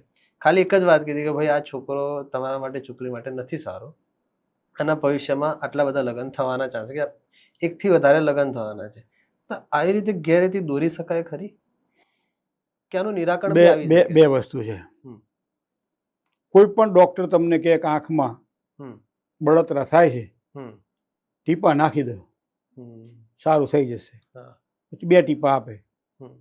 એક ટીપું થોડું એમ કે 15 દિવસ જ નાખજો, અને બીજી જે આપે નાની બોય એમાં કે આ ટીપો તમારે કન્ટિન્યુ છે ને દરરોજ સાંજે સૂતા પહેલા, અથવા તો જ્યારે પણ બળતરા થાય ત્યારે નાખી દેજો. 15 દિવસ પછી બતાવી જજો કે આંખમાં કેટલો ફેર પડ્યો છે. થઈ ગયો.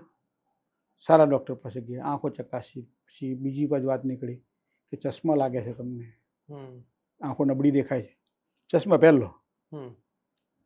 આંખો બદલી શકાય? ના. ટીપા નાખી શકાય ને? ચશ્મા પહેરી શકાય ને? કર્મનો સિદ્ધાંત આ જ કહે છે કે તમારા ભાગ્યમાં, હમણાં તમને કહું, હમણાં જે સારામાં સારા ગુણાંક મળતા હતા, બધી જ રીતે તૈયાર હતું, ઘણા સમયથી રિલેશનમાં હતા, બરાબર. અને કોઈ જ્યોતિષીએ કીધું તમારું સંતાન એ માયક આંગલું પાકશે, તમારું સંતાન એમ કે અપાહિજ થશે, આખી જિંદગી તમારી સંતાનની એનો ટહેડો કરવો પડશે, ગુજરાતીમાં કહે એની સેવા કરવી પડશે. મા બાપ, હવે વિચાર તમે કરો, એ 2 જણાના હૃદયની અંદર જે એક વેદના ઉત્પન્ન થાય, તો એ કોનામાંથી પાપ કોનામાંથી જશે? જેમને ગાઈડ કરે, કે જેમને ખોટું માર્ગદર્શન આપીને. હું તમને એક વસ્તુ કહું કે એક જ મને દ્રષ્ટાંત યાદ છે. તમે વિચાર કરો, મહાભારતની અંદર પાંડવોના 5 પુત્રોને અશ્વત્થામાએ મારી નાખ્યા. એક જ સાથે મારી નાખ્યા. તો અશ્વત્થામાએ તો માનો તકલીફ હતી એને, પોતાના મિત્રતાનો ધર્મ નિભાવો હતો, પણ 5 પાંડવોનું શું વાંક? જેના સંતાનો હતા ખાલી એટલો જ વાંક કે પેલા પાંડવોના ઘરે જન્મ્યા હતા.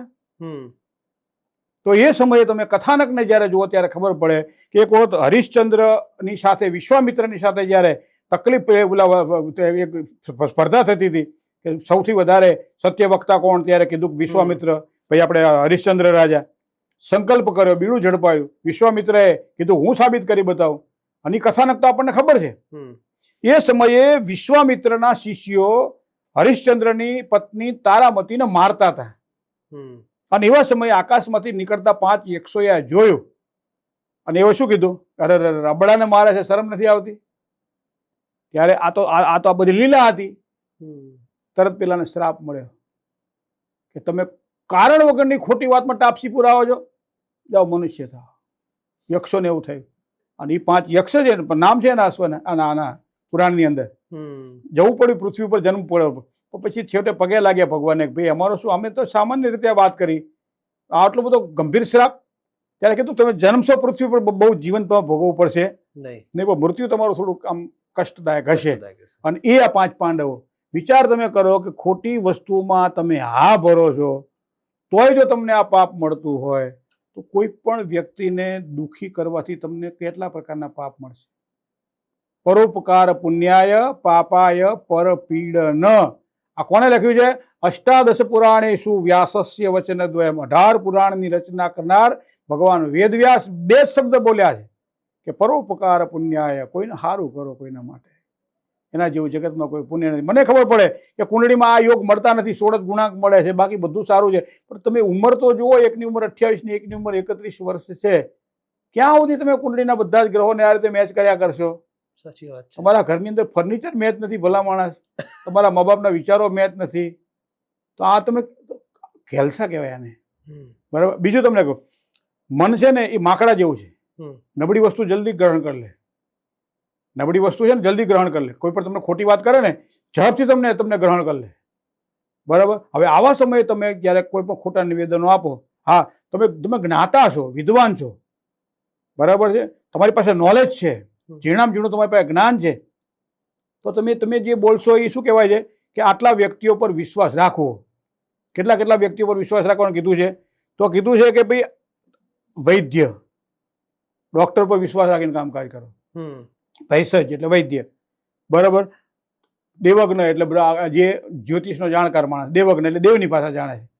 તો મંત્રની અંદર, તીર્થની અંદર, બ્રાહ્મણ દ્વિજ એટલે શ્રેષ્ઠની અંદર, બરાબર, દેવજ્ઞની અંદર ને ભૈસજ એટલે વૈદ્યની અંદર, આ 5 વ્યક્તિઓની ઉપર શ્રદ્ધા રાખો. કે યાદૃશી ભાવના યશ્યમ સિદ્ધિર ભવતુ તાદૃશી. તમારી જેવી ભાવના છે એવું જ ફળ મળશે. મંત્રમાં તમારું જો શ્રદ્ધા નહીં હોય, મંત્રમાં તમારું મન ડગે તો મંત્ર નહીં ફળે. સાચી વાત. દેવસ્થાનમાં તમે રણછોડરાયના સાનિધ્યમાં ડાકોર જાઓ કે દ્વારકાધીશના સાનિધ્યમાં દ્વારકા જાઓ, પણ મૂર્તિમાં ભગવાનના દર્શન ના થાય અને ધક્કા ફીડના દર્શન થાય, અને ડાકોરની અંદર એક ગોટા ક્યાં મળશે? તો તમે ભગવાનના દર્શન કરો કે ગોટા ખાવા ગયા? તો તમારું મન ભટક્યું ને. ભટક્યું. દ્વિજ બ્રાહ્મણ શ્રેષ્ઠ વ્યક્તિ, સારું જ્ઞાન આપી રહ્યો છે, સારા કંઈક સિંચન કરી રહ્યો છે, નથી તમે એને ગ્રહણ કરતા, બીજા બધા તમારું ધ્યાન છે કે 11 વાગ્યા તો હજી રહોડો ચાલુ કર્યો નથી, ક્યારે જમણું કરશે, હજુ તો 5000 માણસ બાકી છે. થાય ને, પ્રશ્ન સ્વાભાવિક છે. હવે તમારું મન ક્યાં છે? દેવજ્ઞ પૂછવા પૂરતું પૂછી નાખે. જો એક વખત કોઈ પૂછે કે મારી મધર દવાખાનામાં દાખલ કર્યા છે, ગુરુજી પાછા આવશે કે નહીં આવે? અને પાછા આવશે તો જીવતા આવશે? તમે ક્યારે આવા પ્રશ્નો તમને જ્યારે મળે ને ત્યારે તમને એનું હાર હૃદય લાગે કે એના નાભીમાંથી પૂછાયેલો પ્રશ્ન છે. મારા છોકરાએ 50 લાખનું દેવું કરી નાખ્યું છે, તો એ દેવામાંથી મુક્ત થશે કે નહીં થાય? નાભીમાંથી નીકળતો પ્રશ્ન છે.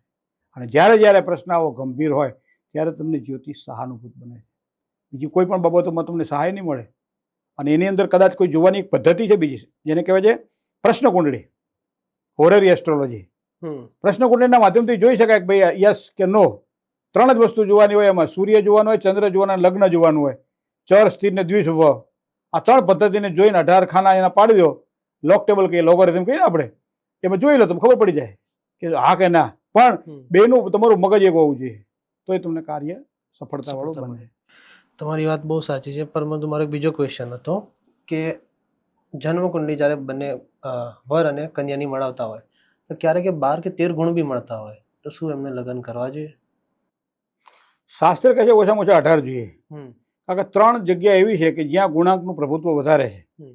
એક ભકૂટ છે, એક નાડી છે, બરાબર, અને એક ગણ છે.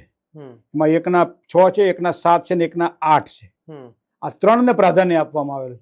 આ 3માં કદાચ કોઈ ક્ષતિ હોય અને એવા સમયે જો ઓછા ગુણાંક એના કારણે મળતા હોય તો માનો કે નાડી બંનેની એક હોય, બરાબર, આપણે કહીએ ને એક્સ એક્સ એક્સ વાયનું સંયોજન, હમ છોકરો અને છોકરી બીજ ફલિત થાય, તો હવે એ તમને કોણ બતાવશે? કાં તો ડૉક્ટર બતાવશે ને કાં સારો જ્યોતિષી બતાવશે. તો એ નક્ષત્રના આધારે, એ નક્ષત્રના ચરણના આધારે નાડી બતાવે. હમ અને બંનેની નાડી જો એક પેલા ચક્રમાં આવતી હોય, કારણ કે એમાં શું કે અમુક નક્ષત્રો એવા છે કે જે એક ચરણ એકમાં, માનો કૃતિકા નક્ષત્ર, તો કૃતિકા નક્ષત્રમાં અશ્વિની, ભરણી, એ 4 ને 4 8 ને કૃતિકા નક્ષત્રનું એક ચરણ, તો 9 ચરણની એક રાશિ થઈ મેષ રાશિ. હવે કૃતિકા નક્ષત્રના 4 ચરણ વૃષભ રાશિમાં આવે, એટલે નક્ષત્ર ભેદ થયો. તો એ પ્રમાણે એક પર્વ નાડી ચક્ર, દ્વિપર્વ નાડી ચક્ર, ત્રિપર્વ નાડી ચક્ર, ચતુર્પર્વ નાડી ચક્ર, એ પ્રમાણે જો સંજ્ઞા એની તમારી બતાવતી હોય, એમાં નાડી જો તીવ્ર બતાવતી હોય અને એમાં 5મું સ્થાન કુંડળીની અંદર જો સારું ના હોય તો દાંપત્ય જીવન પછી સંતતિ પ્રાપ્તિમાં વિઘ્ન અથવા વિલંબ આવે, અથવા સંતાનની પાછળ ખર્ચો વધારે કરવો પડે, સ્વાસ્થ્યની બાબત હોય, ગમે તે બાબત હોય. એટલા માટે ગુણાંક ઓછા હોય તો ના ચાલે. બીજી વસ્તુ આવી ગણની, તો એકમાં દેવગણ જોઈએ, એકમાં મનુષ્ય રાક્ષસ છે. સ્ત્રીનો ગણ હંમેશા પુરુષના ગણ કરતાં ઊંચો હોવો જોઈએ. તમારે ત્યાં તમને ગમે એટલું કમાતા હોય પણ છતાં પુરુષને એટલું બધું પ્રાધાન્ય નથી. ગૃહસ્થીની અંદર સ્ત્રીને પ્રાધાન્ય આવે. શું કામ? કે એમાં લખ્યું છે કે ભાઈ ગૃહિણીમ ગૃહ મુચ્યતે, ઘરવાળીથી ઘર કહેવાય. તમારે ત્યાં કોઈ ચા પીવો કોણ ક્યારે આવે? ઘરવાળી ઘરમાં હોય તો. બાકી કોઈ ચા પીવા ના જાય કે વાહન ઉટકાળો છે પાછો, બરાબર, પ્રશ્ન થાય ને, ના જાય. તો એટલા માટે હંમેશા સ્ત્રીનો ગણ હંમેશા ઊંચો હોવો જોઈએ. ભલે એનો મનુષ્ય કે રાક્ષસ હશે પણ સ્ત્રીનો દેવ હશે તો ચાલશે. એટલે એ ઓછા મળે, 2 ગુણ ઓછા મળે, 7 જગ્યાએ 5 મળે, સમજો. તો એના માટે ગણ જોવો પડે. બીજું નાડી આવ્યું, ગણ આવ્યું. હવે તમે જે રાશિ જે છે તમારી, એ રાશિ પ્રમાણે તમારો ગુણધર્મ રહેવાના. હવે એક ઝડપથી ચાલવા વાળો છે અને એક ધીમી ચાલવા વાળો છે, બરોબર. પોલીસવાળાએ કીધું કે ભાઈ આ શું તમે જુઓ છો? તો કે આ બહુ આશ્ચર્ય જોયું. કે શું થયું? કે રોડ ઉપર 2 ગાડી ફાસ્ટ ચાલી રહી છે. રોડ ઉપર 2 ગાડી ફાસ્ટ ચાલી રહી છે. મેં ઘણો પ્રયત્ન કર્યો પણ ગાડી ઊભી રહી નહીં. અને 2 પોતાની ગતિમાં જોરદાર ચાલી રહી છે. કે કઈ કઈ ગાડી છે? કે એક BMW છે ને એક અલ્ટો છે. અને અલ્ટો BMW ની સાઈડ કાપે છે વારંવાર, પણ પેલો BMW વાળો સાઈડ આપતો નથી. આ સ્થૂળ ગણિત થયું. પછી જયારે ઊભી રાખી ત્યારે ખબર પડી કે અલ્ટો પેલા BMW ગાડીને બાંધીને પેલો ટોઈંગ કરીને જતો હતો. હવે અલ્ટોનું જે એની જે એન્જિનની પેલી કેપેસિટી હોય અને BMW ની કેપેસિટી હોય, એ આ રાશિ એકની કેપેસિટી બીજાની કેપેસિટી સાથે મેચ થાય છે.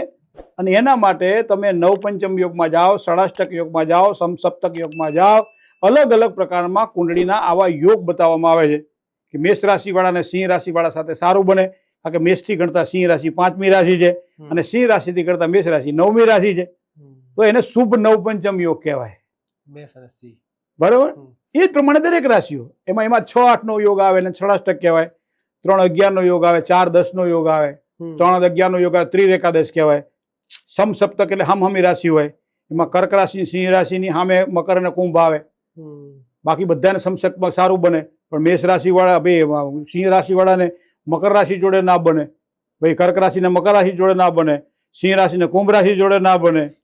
એ ગણ એ આમાં આવે, બરાબર. અને એનો એક ગુણ કપાય 7 ગુણાંક, બરાબર. અને એમાં જો ઓછું આવતું હોય તો તમારે કુંડળી જોવી પડે. સંતાન સ્થાન જોવું પડે, આરોગ્ય આયુષ્યનું સ્થાન જોવું પડે, પરસ્પર પ્રીતિનું સ્થાન જોવું પડે, પારિવારિક જીવનનું સ્થાન જોવું પડે, એકબીજાના ભાગ્યોદયનું સ્થાન જોવું પડે. સાથે સાથે ભવિષ્યની અંદર કોઈ પણ જ્યારે, કારણ કે અમુક જણાને પ્રારબ્ધ માનો 15 વર્ષે ખીલ્યું, અમુક જણાને 35 વર્ષે નથી ખીલ્યું, તો 15 વર્ષનું ભાગ્ય તો ચવાઈ ગયું ને, બરાબર છે. તો આ વસ્તુ બધી કુંડળીના આધારે જો ધ્યાનમાં રાખો તો 12 ગુણાંક 13 ગુણાંક હોય તો ચાલે, 16 ગુણાંક હોય તો ચાલે. આમ તો 18 ગુણાંક જોઈએ જ. પણ કદાચ માનો કે આવી કોઈ પરિસ્થિતિ સારી પોઝિટિવિટી બતાવતી હોય કુંડળી, તો તમે 15 ગુણાંક 17 ગુણાંકના આધારે કુંડલી મેચ કરી શકો, બાકી ના કરી શકાય. તો જો પુરુષ દેવ છે અને સ્ત્રી રાક્ષસ છે તો આનું કરવું કે ના કરાય. હમ. બીજા એટલે ગુણાંકની અંદર ગુણ પૂરા બાકીના 18થી ઉપર મળવા જોઈએ એમ. હા, એ આ તો જનરલ એક હમ. question હતો. બીજું કતું ક્વેશ્ચન હાલ છે ને એક મિથ ચાલે કે માંગલિક છોકરો હોય તો સામે માંગલિક હોવું જોઈએ અથવા ના માંગલિક હોવું જોઈએ. માંગલિક લગ્નવાળા જે બી પુરુષ હોય કે સ્ત્રી હોય એ બંનેના લગ્ન લેટ થાય છે. તો આના પર શું કેવું છે તમારું? કક્કો શીખવાડતા હતા, હમ કક્કો શીખવાડતા હતા તો એવા સમય કીધું ક કમળનો ક, ખ ખળનો ખ, ગ ગણપતિનો ગ, ઘ ઘડનો, આવું શીખવાડે ને આપણે. હમ હવે તમે આ રીતે શીખો તો એ ક્રમ વાઇઝ છે, ક્ષ જ્ઞ ને એના પર આવી ગયા. હમ પણ એ પાછળ જે છે એ સિમ્બોલ છે. ક કમળનો ક, કમળ એ ક નથી, હમ પણ છતાં તમારે કંઈક શીખવાડવું છે તો ક કમળનો ક કહીએ. બરાબર. હવે તમે બીજા કોઈ સારા તેજસ્વી વિદ્યાર્થીને પૂછો તમે કે બોલ કક્કો બોલતો, કે કબૂતર ખડિયો ગાય, ઘોડો ચકલી, જગલું જાંબુ, ટોપો ઠડિયો ડગલી, ઢગલો ફેણ, તલવાર, આવું બોલે તો સ્વાભાવિક છે. એ જ પ્રમાણે કુંડળીની અંદર આ વસ્તુ આપણે જોવી પડે. મંગળ હંમેશા ક્રાંતિકારક માનવામાં આવે છે. મંગળ પ્રગતિની અંદર શ્રેષ્ઠ માનવામાં આવે છે. મંગળ દરેક કાર્યની અંદર પાવરફુલ માનવામાં આવે છે. અને એટલે કોઈ પણ કાર્ય જ્યારે તમારે કરવાના હોય ત્યારે શું કહીએ? માંગલિક કાર પ્રસંગો. શું કહો તમે? માંગલિક એટલે પોઝિટિવ એસ્પેક્ટ થી દેખી જાય. યસ. હવે તમે કહો શરીરની અંદર જે 70% તમારું જે પરિભ્રમણ ચાલી રહ્યું છે, બરાબર, આપણે કઈ જળ તત્વ છે એ લોહી છે. લોહી એ વગર પંપે હૃદયથી માંડી અને છેક મસ્તકથી માંડી છેક પગના તળિયા સુધી તમારું જાય છે. હવે એવા સમયે ક્યારેક ક્યારેક નથી કહેતા કે ભાઈ આનું લોહી ગરમ છે. કહીએ છે. શું કામ કહીએ છીએ? તેજ છે સ્વભાવ. એ તેજ સ્વભાવ એ કોનું પ્રભુત્વ છે? મંગળનું પ્રભુત્વ. આપણે પોઝિટિવ એસ્પેક્ટમાં લેવું જોઈએ. હા, બરોબર. તો લગ્ને વ્યયે ચ પાતાલે જામિત્રે ચાષ્ટમે કુજે. કુજ એટલે મંગળ. પણ આ બાલબોધ છે. મેં તમને કીધું ને કબૂતર ખડિયો ગાય, ઘોડા ઢગલી છે. બાલબોધમાં લખી નાખ્યું કે લગ્ને એટલે પહેલા સ્થાનમાં, વ્યય એટલે 12મા સ્થાનમાં, લગ્ને વ્યય ચ પાતાલે જામિત્રે ચાષ્ટમે કુજ એટલે મંગળ. મંગળના નામ છે, એમાં એક નામ મંગળનું કુજ છે. તો કન્યા હરતું ભરતારમ, ભરતા હરતું કન્યાકામ એવું લખ્યું છે. પકડી રખાય અત્યારે કળિયુગમાં. હરતું એટલે હરણ કરે, નાશ કરે અથવા તો નુકસાન કરે. બરાબર છે. હવે આ તો કે આ માંગલિક છે, બધું મળે છે, પરફેક્ટ છે કે માંગલિક છે. અને એવા કટાણા મોઢા કરીને બધા બેસી જાય કે શેમાં તમે જોયું? તો કે કોમ્પ્યુટરમાં કુંડળી કાઢી હતી એમાં જોયું કે માંગલિક છે. કોમ્પ્યુટર કુંડળીની અંદર તમને એ નહીં બતાવે કે મેષ રાશિમાં મંગળ હોય ત્યારે સાદો મંગળ ગણાય, વૃશ્ચિક રાશિમાં મંગળ હોય ત્યારે સાદો મંગળ ગણાય, કર્ક રાશિમાં મંગળ હોય ત્યારે સાદો મંગળ ગણાય. આ તો બધા બતાવતું. મકર રાશિમાં મંગળ હોય ત્યારે સાદો મંગળ ગણાય, ગુરુની સાથે દ્રષ્ટિમાં કે યુતિમાં હોય ત્યારે સાદો મંગળ ગણાય. તો એ તો ગણા એના અપવાદ કહેવાય. આ બધા અપવાદો છે. આ સિવાય મંગળ હોય તો દોષકારક ગણાય. બરાબર. તો સ્વભાવ થોડો ઉગ્ર રહે. બાકી કોમ્પ્યુટરમાં જોઈને તમે સીધું કુંડળી નક્કી કરો અને લગ્ન મેળાપક માટે બેસી જાઓ તો આ તો તમે શું કરી શું રહ્યા છો? જ્યોતિષના ખાલી તમે મજાકનું પાત્ર બનાવી દીધું ને. સાચી વાત. અને પછી કે ભાઈ અમારે મંગલી છે. પણ ક્યાંથી મંગલી હોય? ગુરુની પૂર્ણ દ્રષ્ટિ છે મંગળ ઉપર. મંગળ દોષ દૂર થાય છે. અરે યાર, એક સામાન્ય તીખું મરચું તમે ખાઈ લો અને એની પર ગોળનો ગાંગડો ખાઈને પાણી પીવો એટલે મરચાનો દોષ ઓછો છે કે નથી? એ જ પ્રમાણે આ વસ્તુ જો. પણ આ કેવું બાલબુદ્ધ જેવું છે. કન્યા હરતું ભરતારમ, ભરતા હરતું કન્યાગામ. એવી અને પાછા અમુક તો એવા શબ્દ પ્રયોગો કરતા હોય છે કે પેલા બચારા આગળ વધતા હોય તો ના વધે, ત્યાં જ છોડ દે. બધું પૂરું કરે. યાર છોડો યાર, અમારે આમાં રિસ્ક નથી લેવું, પડવું નથી આમાં. ભગવાન કરશે તો બીજું આના ભાગ્યમાં લખ્યું તો સારું પાત્ર મળશે. પણ આ જ સારું હતું. એ ભગવાનના નામે ફોડી દે. કોઈ લખ્યું હતું કે ભાઈ 70 રૂપિયામાં લીટર પેટ્રોલ માટેનું આ છેલ્લું સ્ટેન્ડ, છેલ્લો પેટ્રોલ પંપ છે એવું લખેલું. રણ જેવું જગ્યા હતી, આગળ હશે કે નહીં ખબર નહીં, પણ લખેલું કે 70 રૂપિયામાં લીટર પેટ્રોલનું આ છેલ્લું પંપ. એટલે પેલા તો ટાંકી ફૂલ કરી લીધી. પછી પેલાને પૂછ્યું પેટ્રોલ પંપના માલિકને, જે માણસ ઉભો હતો એને, કે 70 રૂપિયામાં લીટર પેટ્રોલનો આ છેલ્લો પંપ? તો કે હા. કે આગળ અગ્નો 70માં ભર દે. 70માં છેલ્લું સ્ટેન્ડ છે. એટલે ઘણી વખત મારા તમારા અંદરના ભાગની અંદર એક સૂક્ષ્મ જ્યોતિષની દ્રષ્ટિએ જ્યારે સ્થૂળ જ્યોતિષ આવી ગયું, અત્યારે તમને કહો કે ચોકડિયા જોવે, પ્રયાણ કરવું છે, રાહુકાળ તો નથી ને? હવે રાહુકાળ ગુજરાત, મહારાષ્ટ્ર ને મધ્યપ્રદેશ કે રાજસ્થાન સિવાય ક્યાંય બીજે હાલતો નથી. હમણાં હિમાચલ બાજુ ગયો તો રાહુકાળનું કોઈ માનતું જ નથી. બરાબર, રાહુકાળ જેમાં અમે ગુલિક આવે એની અંદર ઘણા બધા એવા એવા ખરાબ યોગો છે, એવા યોગો છે બધા. તમે જયારે જોશો તો ખબર પડશે તમને, ઘણા બધા એવા યોગો છે જે સમય દરમિયાન સાચવવાનું પણ ચોઘડિયું કહ્યું છે. હવે ચોઘડિયામાં પણ તમને કહું, જન્મના સમયે જે પ્રમાણે ગ્રહો નક્કી થાય એ જ પ્રમાણે દિનને ચોઘડિયામાં ઢાળવા હોય એટલે કુંડલી નક્કી થઈ ને આપણી. માનો કે તમે જે સૂર્યના ઉદય થાય ત્યારથી માંડી સૂર્યના અસ્ત સુધી તમે એને 8 ભાગમાં વહેંચી દો, કારણ કે પહેલું આવે છેલ્લું આવે. માનો કે આજે સોમવાર છે તો પેલો હોરા કોનો આવે? પેલો ચોકડીયું કયું આવશે? અમૃત. બરોબર ને? કારણ કે ભગવાન શિવના માથે ચંદ્ર છે અને ચંદ્રનું એટલે અમૃત. હવે જે પેલું ચોકડીયું આવે એ જ દિવસનું પતી જાય પછી છેલ્લું ચોકડીયું પણ એ જ આવે. અત્યારે અમૃત છે તો અત્યારે આપણે 6 થી 7:30, 7:30 થી 9, 9 થી 7:30 ગણીએ છીએ ને ચોઘડિયાનો પ્રકાર. તો છેલ્લું 4:30 થી 6 અમૃત જ આવે. પણ ચોઘડિયાને ખરી ગણતરી જો પદ્ધતિ તમારે ગણવું હોય, ખરી ગણતરી પદ્ધતિથી ગણવું હોય તો સૂર્યોદયથી માંડી અને સૂર્યાસ્ત સુધીનો જે સમય છે એને દિનમાન કહેવાય. દિનમાન કહેવાય. સૂર્યાસ્તથી માંડી બીજા દિવસના સૂર્યોદય સુધી એને રાત્રિમાન કહેવાય. અને સૂર્ય અને રાત્રિ આ બંનેનો દિનમાન તમે ગણો ત્યારે એને અહોરાત્ર કહેવાય. રાત્રિ અને દિવસનો ભાગ અહોરાત્ર. એમાં અહોમાંથી હો રાખ્યો અને રાત્રમાંથી રા રાખ્યો એટલે હોરા થઈ ગયું, જેને અંગ્રેજીમાં આવર કહે. શબ્દો સંસ્કૃત છે. બરાબર. તો હવે એનું ગણિત એવું છે કે સૂર્યોદયથી શરૂ થાય, પણ આપણે તો મગજની અંદર આવ્યું 6 વાગ્યાથી શરૂ થાય તો 7:30 વાગ્યા સુધી, 7:30 શરૂ થાય તો 9 વાગ્યા સુધી, 9 થી શરૂ થાય તો 12 વાગ્યા સુધી, 9 થી 10:30, 10:30 થી 12, 12 થી 1:30, 1:30 થી 3, 3 થી 4:30 અને 4:30 થી 6. તો ખોટા પડી ના પડે. બરાબર. હકીકત તમે જો જાણી જાઓ તમને. અને બીજું આ સૂક્ષ્મ ગણિત તો આપણા ઋષિઓએ આપેલું છે કે ચોઘડિયા એ અમુક અમુક સંપ્રદાયોમાંથી આવ્યા. બરાબર. એ જ્યોતિષ સાથે એને કોઈ લેવા દેવા નથી ચોઘડિયાને. જે આપણે શુભ અમૃત કાળ ને દેખીએ એ હોરા છે. એ હોરા. હા. ચંદ્ર આવે, ચંદ્ર પછી કોઈ પણ જે હોરા આજનો દિવસનો ચાલે છે, માનો કે સોમવાર છે આજે, અત્યારે આપણે બેઠા સોમવાર છે, તો સોમવારથી ગણતા સોમવાર, મંગળવાર, બુધવાર, ગુરુવાર, શુક્રવાર ને શનિવાર. તો સોમથી ગણતા છઠ્ઠો કયો આવ્યો? શનિવાર. તો કાળ આવે. અમૃત પછી કાળ આવ્યો. શનિવાર, રવિવાર, સોમવાર, મંગળવાર, બુધવાર ને ગુરુવાર તો શુભ આવે.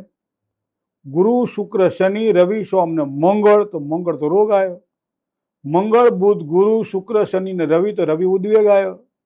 રવિ, સોમ, મંગળ, બુધ, ગુરુ ને શુક્ર, તો શુક્ર એ ચલ આવ્યો. કઈ ચલ લાભ ને અમૃત 3 ચોઘડિયા ભેગા જોવા મળે. શુક્ર, શનિ, રવિ, સોમ, મંગળ ને બુધ લાભ આવ્યો. આથી તમે આ 12 ભાગની અંદર તમે ચોઘડિયા ગણી શકો, પૂરા ગણી શકો છો. હવે રાતના અલગ પાછા. દિવસમાં તમે 6 ગણો ને, રાત્રે 5 જ ગણવાના. માનો છેલ્લું ચોઘડિયું કયું આવ્યું? શુભ લઈ લઈએ. નહીં, આ ચંદ્ર અમૃત જ લો ને. અમૃત. તો સોમ, મંગળ, બુધ, ગુરુ અને શુક્ર. તો શુક્ર માટે જે આવે એ પેલો હોરા, જે રાત્રિનો પહેલો હોરા એ આવે. બરાબર. અને એ પ્રમાણે આખું જે તમે કહો બીજા દિવસે સોમવાર કેમ થયો, ત્રીજા દિવસે મંગળવાર કેમ થયો, કેમ બીજો વાર ના આવ્યો, બુધવાર કેમ થયો, કેમ બીજો વાર ના આવ્યો. દલપતરામે તો કીધું કે શનિ રવિ પછી તો સોમ છે, ત્રીજો મંગળવાર, ચોથો બુધ ગુરુ, 5મો અને 6ઠ્ઠો શુક્રવાર, શનિવાર તે 7મો છેલ્લો વાર ગણાય. આવું. પણ આ રવિ પછી સોમ જ કેમ આવે? તો તમે ગણતરી કરો તો તમને ખબર પડે કે જે છેલ્લું ચોઘડિયું હોય એનાથી 5મું ગણો એટલે પહેલું ચોઘડિયું જ આવે અને એ પ્રમાણે જેનો વાર આવે. અને એ વાર જ મારા તમારા જીવનની અંદર પ્રભુત્વ આપે છે. તમે અમૃતના કાળમાં કામ કરી રહ્યા છો તો અમૃત તત્વની પ્રાપ્તિ થાય છે. મતલબ કે એ સારું તમારા માટે પોઝિટિવિટી છે, કોસ્મિક એનર્જી જેને કહી શકાય કે આકાશમાંથી જે ઉચ્ચ પ્રકારની જે એનર્જી છે એ તમારા શરીરને મળે છે. અને એટલા માટે ચંદ્રના ઓરાની અંદર શીતળ કામ કરવા, મંગળના ઓરાની અંદર ઉગ્ર કામ કરવા, બુધના ઓરાની અંદર મિટિંગો કરવી, શનિના ઓરાની અંદર કોઈ શત્રુઓને માટે કંઈક કામકાજ હોય કરવા. આવ્યું કે નહીં બધું? હે, ગુરુના ઓરાની અંદર સારી સારી વાતો કરવી ને સારી સારી વાતો સાંભળવી. શુક્રના ઓરાની અંદર પૈસા ક્યાંથી આવશે ને પૈસા ક્યાં વાપરવાના છે એનું બજેટ બનાવવું. દરેક ઓરાનું એક અલગ મહત્વ છે અને એ મહત્વના આધારે મારે તમારે જો જીવનમાં જીવવાનું હોય તો એ જીવી શકાય. તો સવારથી ઉઠીને જે હાં સુધી દોડાદોડી કરીએ છીએ આપણે એ કરવી ના પડે. કે એક ડેસ્કની અંદર પુસ્તકો તમારા જો વ્યવસ્થિત ગોઠવેલા હશે તો ગમે ત્યારે ગમે તે પુસ્તક તમારે લેવાનું હશે તમે સરળતાથી લઈ શકશો. પણ ઢગલો કરીને મૂક્યો છે તો ના. મારું ને તમારું જીવન અત્યારે ઢગલા જેવું થઈ ગયું. પુસ્તક હોતું હોય ને તો હોધવું પડે, બધા પુસ્તકોને ફેંદવા પડે. એ જ પ્રમાણે ઋષિમુનિઓએ આપેલી આ વાત જો એક વખત આપણે સમજી લઈએ, વિચારી લઈએ, ત્યારે જ્યોતિષની સાચી ગરિમાની આપણને ખબર પડે. તો એવું કહેવામાં આવે કે શુક્રવારે જ વાળ કપાવવા, શનિવારે તેલ ના નાખવું, બુધવારે આ વસ્તુ ના કરવી, એની પાછળ એક પ્રકાર લોજિક છે, તર્ક છે. તો શું શુક્રવારે જે હેર કટ કરાવવા હોય તો શુક્રવારે આપણે શુક્રવાર નથી બાપુ. તો શુક્રવાર પશ્ચિમના દેશો માટે છે. શુક્રવારે વાળ કાપવા, શુક્રવારે નખ કપાવવા આપણા માટે નથી. આ વેસ્ટર્ન સોસાયટીમાં વેસ્ટર્ન સોસાયટી માટે છે. કારણ કે ત્યાં સોમથી શુક્ર કામ કરો, શુક્રવાર ફ્રી થાવ, શનિવારે ખરીદી કરો, રવિવારે આરામ કરો, વાર્તા પૂરી. પાછ સોમવારથી બળદિયાની જેમ કામે લાગો. તો આપણે શું અપનાવવું જોઈએ? તમને કહું, બે એવા વાર છે જેને જે માનવું એ માને. પણ એક શનિવારના દિવસે અને એક મંગળવારના દિવસે એમ કહેવાય છે કે ભાઈ સૌર કર્મ જેને કહેવાય, જેમાં વાળ દાઢી કરવાનું હોય, નખ કાપવાના હોય, આવી બધી બાબતોમાં તમારે ધ્યાન રાખવું પડે. બરાબર. એની પાછળનું એક વિજ્ઞાન એ છે કે શરીરની અંદર જે તમારી ઉર્જા જે છે, એનેસ્થેસિયા આપી અને ઓપરેશન શા માટે કરવામાં આવે છે? માણસ બેભાન થઈ જાય ને ફીલ ના થાય ને સેન્સેશન ના આવે. ચલો આ વાત તો આપણે સમજી શકીએ. ઈ વાત આમાં છે કે જે વારે તમે વાળ કપાવો એ વારના દિવસે એનેસ્થેસિયા ના આપેલો દર્દીને દુઃખ થાય. આજ નહીં તો 2 દાડા પછી થાય, 2 દાડા 12 મહિના પછી પણ થાય ને થાય. આ નક્કી ના હોય ક્યારે થાય. હા એ તમે નાનપણથી તમે ગમે એટલું ગળપણ ખાઓ, એ 50 વર્ષે ડાયાબિટીસ આવે ત્યારે ખબર પડે કે 1 થી 49 વર્ષ સુધી જે ખાંડ ખાખા કરી છે એ 50મા વર્ષે ફળદાયી બની. એ જ પ્રમાણે મારા તમારા કર્મોના આધારે જ્યારે સારા કર્મ કરેલા હશે ત્યારે સારા ફળ બધા મળે. આપણે કહીને ઊંધા નાખો તો સીધા પડે. પણ જે દાડે ગ્રહો બદલાણા, ગ્રહા રાજ્યમ પ્રયશ્ચંતિ અને ગ્રહા રાજ્યમ હરંતી ચ ગ્રહેશુ વ્યાપિતમ સર્વમ, જ્યારે ગ્રહો ઊંધા પડ્યા પછી તમે એક માર્ક કર્યું છે, ઘરની અંદર કોઈ પણ એક ઇલેક્ટ્રોનિક્સ વસ્તુ તમારી બગડે પછી વારંવાર બીજી બધી વસ્તુઓ બગડવાનું ચાલુ થાય છે. એક ઇલેક્ટ્રિકલ વસ્તુ તમારી બગડે, બલ્બ ઉડી જાય પછી વારંવાર તમારા ઘરની અંદર બધી નાની મોટી સમસ્યાઓ શરૂ થાય છે. એમ એક જણની સાથે તકલીફ શરૂ થાય પછી ઘરના બધા વ્યક્તિઓની સાથે સમસ્યાઓ નિર્માણ થાય છે. ક્યારેક માર્ક કરો તો આપણને ખબર પડે કે સરળતાથી ચાલવાવાળો વ્યક્તિ શેર બજારમાં રોજ કમાતો હતો, ઓચિંતાનો એવો શું એને એ જ બુદ્ધિ કામ કરે છે, એ જ કામ બધી લાગણી કામ કરે છે, એ જ એનું ગણિત કામ કરે છે, પણ જેની અંદર એ ઊંધા નાખતો હતો એ સીધા પડતા હતા. અને આજે એવું બન્યું કે કરોડપતિમાંથી રોડપતિ થઈ ગયો. અને અમારી ભાષામાં તો એમ કહીએ કે સવારમાં ઉઠ્યો ત્યારે હર્ષદ મહેતા હતો અને સાંજે હૂતો એટલે નરસિંહ મહેતા થઈ ગયો. કારણ શું? રીઝન ખબર પડે આપણને.